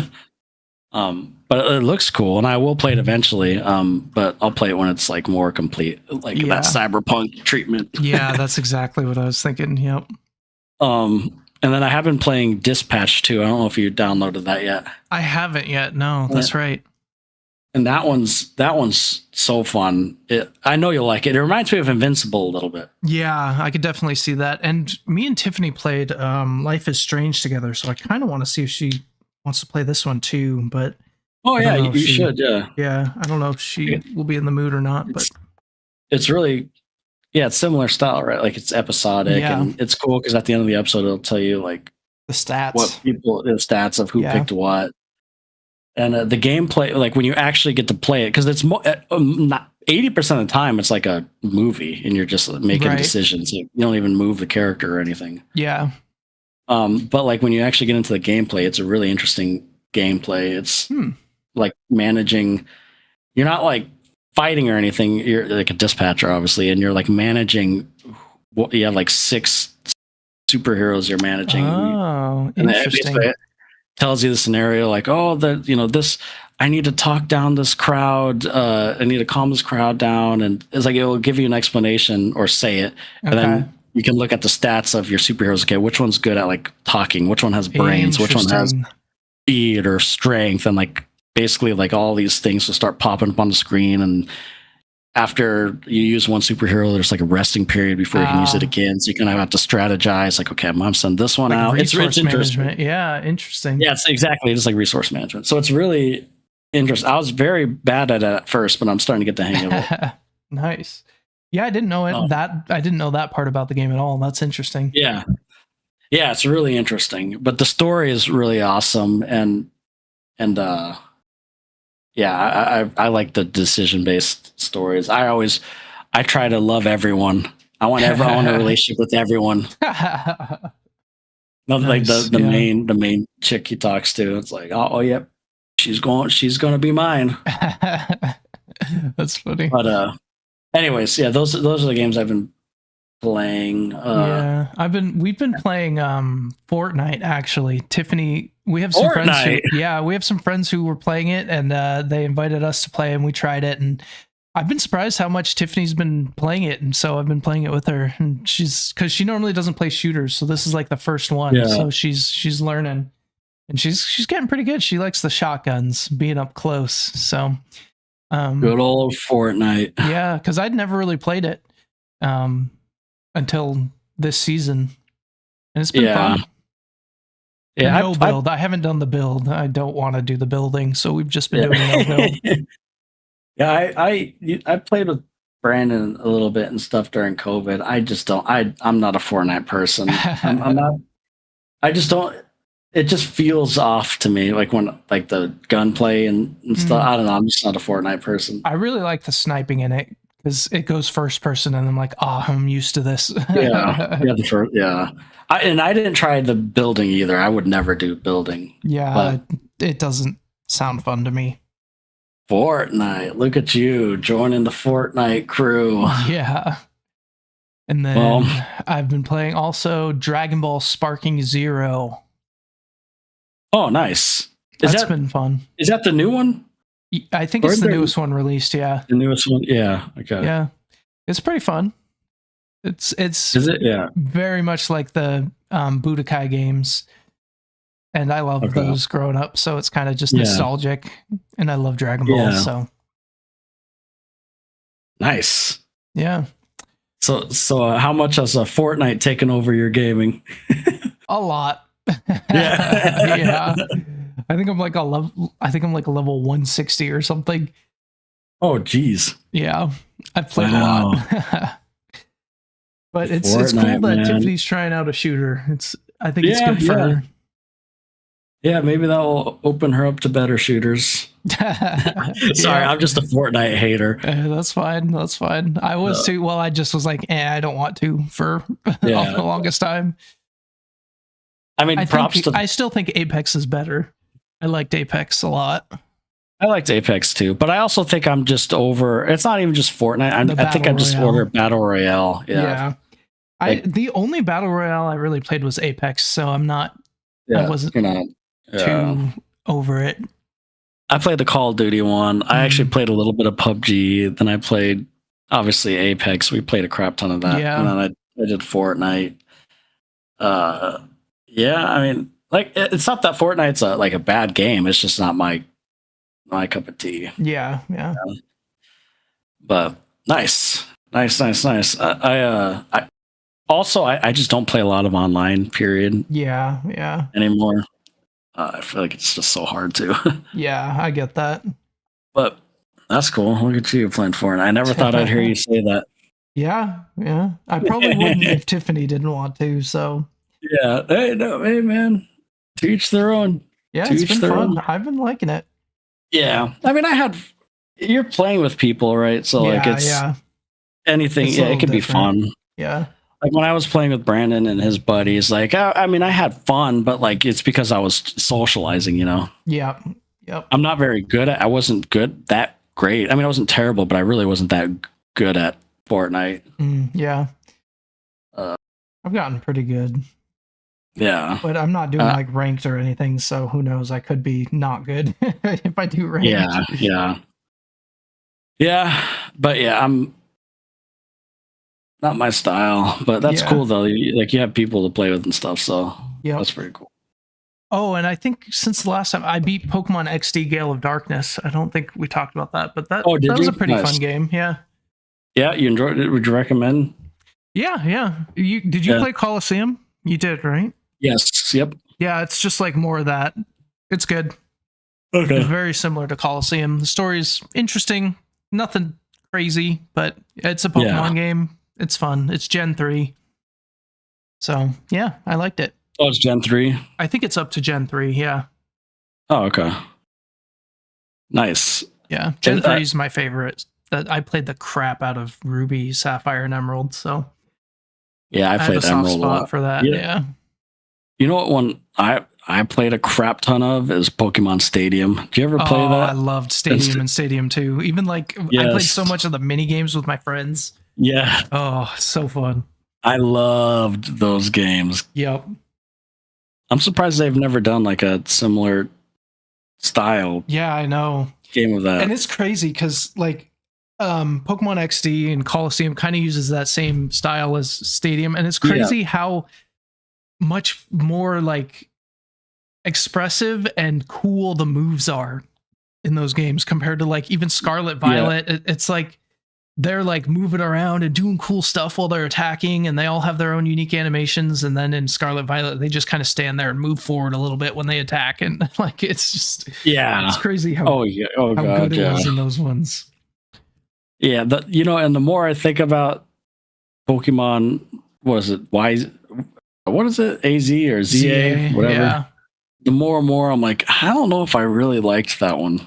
It was okay. I'm playing it again because in Pokemon Champions, there's a Pokemon you need to do end game stuff for. So but yeah, it's just like doing the same battles over and over again, grinding. So Yeah.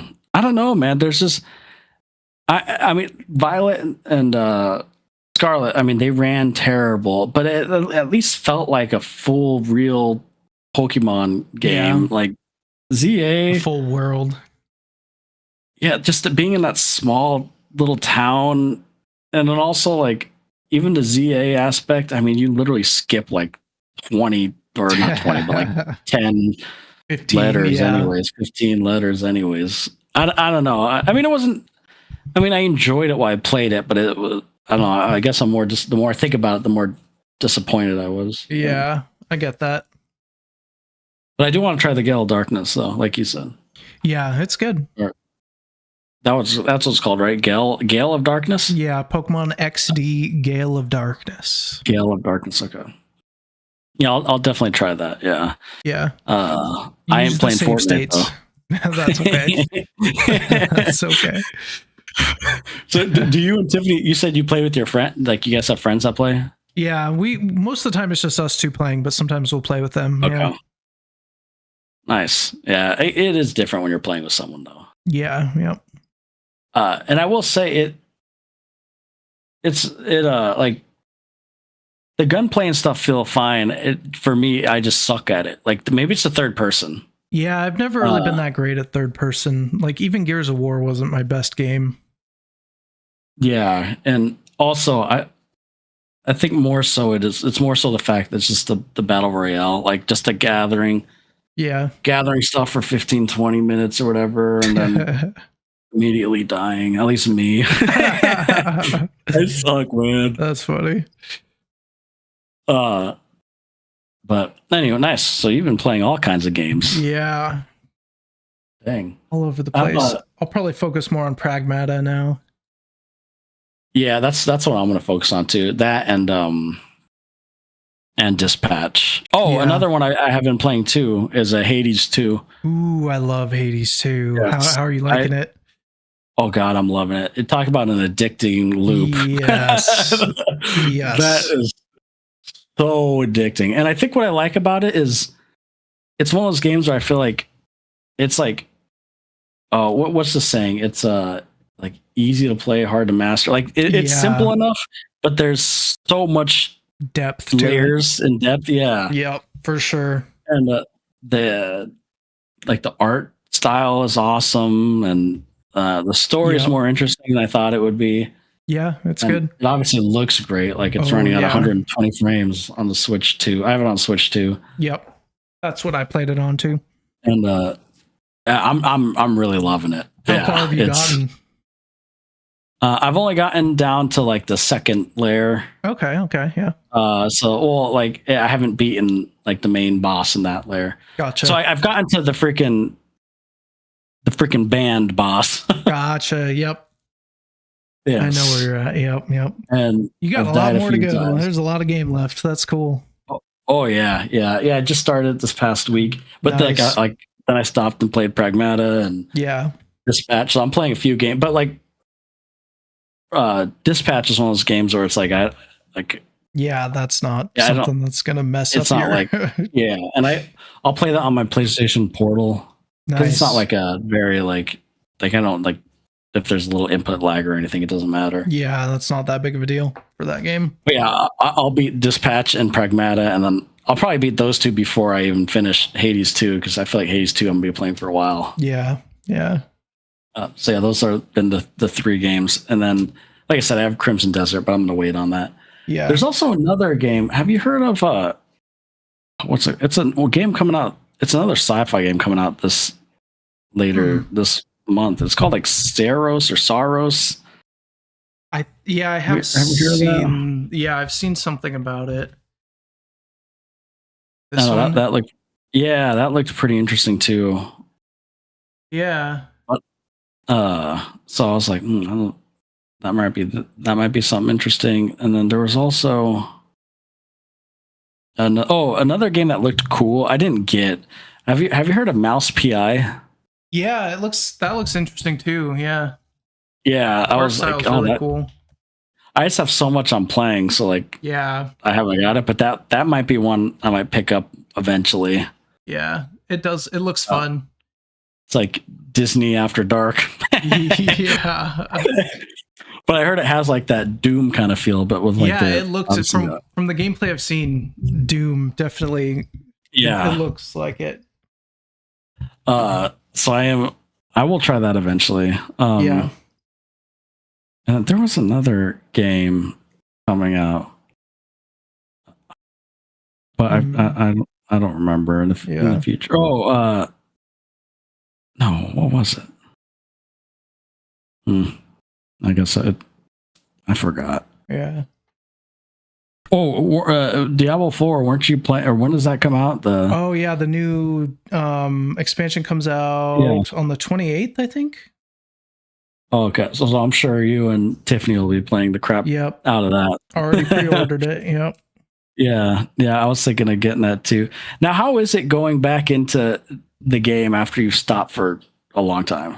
Like, is it hard to get back into it? Or no, it's pretty easy. They normally just like it has like you've beaten the story, right?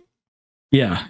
So when you make your character, you can choose like start from the end of the story or whatever, and then it'll just like start you at level 1 and give you a quest for the seasonal stuff, and then it'll go through and explain the seasonal stuff. So basically, what's new, and then you'll just have some quests on there to like level up the seasonal board or whatever, and then it's just like normal leveling up stuff, grinding. So it's pretty easy to just jump back in. Although with this new DLC, there will be a new story thing to go through too. Okay.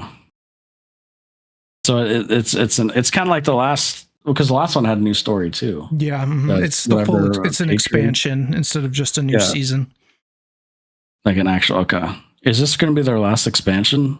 I don't know. I doubt it, but I'm not sure. I'll probably get back into that too. That I swear, Diablo is one of those games when I get sucked into that. Yep, it's a time sink. I get sucked into that. Yes. Yep. Okay. Yeah. There was another game I was trying to think of, but I can't think of it right now. So if it comes up, you can just text me. And, we can talk about it next week. Yeah, but I don't. Yeah, I cannot remember. But yeah. Anyways, that's pretty much that's everything. Yeah, I know there's a lot. Yep, we got through it in 2 hours. Nice. And nice. We'll catch up we'll work on The Boys and Invincible. Talk about those next week. And I'll work on Paradise. Sweet. Yep. Oh, one other show I've been watching real quick. You don't have to watch it, but I thought I should mention. Do you ever watch Battlestar Galactica? Not really. No. No. Yeah. I hadn't either. But I found like the full series like collection on Blu-ray like used, and I've been watching that, and man, it's so good. Yeah, I've heard it's really good. I just missed that one. Yeah, I missed it too. I mean, it was like early 2000s. You know, I think it like 2004 to like 2010 or something like that. Yep. So whenever there's no shows on, you should try that sometime. Yeah. I mean, it's one of those shows like we don't even need to talk about it. It's just something cool you should watch. Yeah, an oldie but goodie. Yeah. I could see where like The Expanse got some inspiration from. Oh, speaking of The Expanse, I checked out the first book at the library, so I'm going to be reading that. Oh, did you? Ooh, yeah, you'll have to let me know how that. I've been curious how different the books are. Yeah. Or because I've read the books were great up until they fast forwarded the final season into like the last 3 books or something like that. Oh, really? Because each season was one book. One book, yeah. But then when the last season, they kind of like they stopped it. Like the last season was like the last 2 or 3 books, if I remember correctly. Interesting. Don't quote me on that, but it wasn't like a 1-to-1. Like they definitely sped around the show. So I'm curious if you continue reading that. Yeah. How it compares to the show. I'm reading. You're gonna make me want to rewatch that show. Yeah, I'm reading The Shining right now, and then I might read The Expanse next. But The Shining's good book so far. Oh, I bet it is. Yeah, I mean, I've heard it's an awesome book. Just got past the Halloran part where Danny meets Halloran. So that was cool. And then I'm still reading Golden Sun. I'm like, oh, so good. I'm like 70% done, so I'm maybe on like page 300 or something like that. Nice. I have a hold on that audiobook because I finished the Red Rising audiobook, the first book, so I want did you? to. I Nice, want to yeah. listen to Golden Sun again. Yeah, It's good, man. Like Yep. the second book is, and it's different than the first book. it is. It is a lot different. Yeah.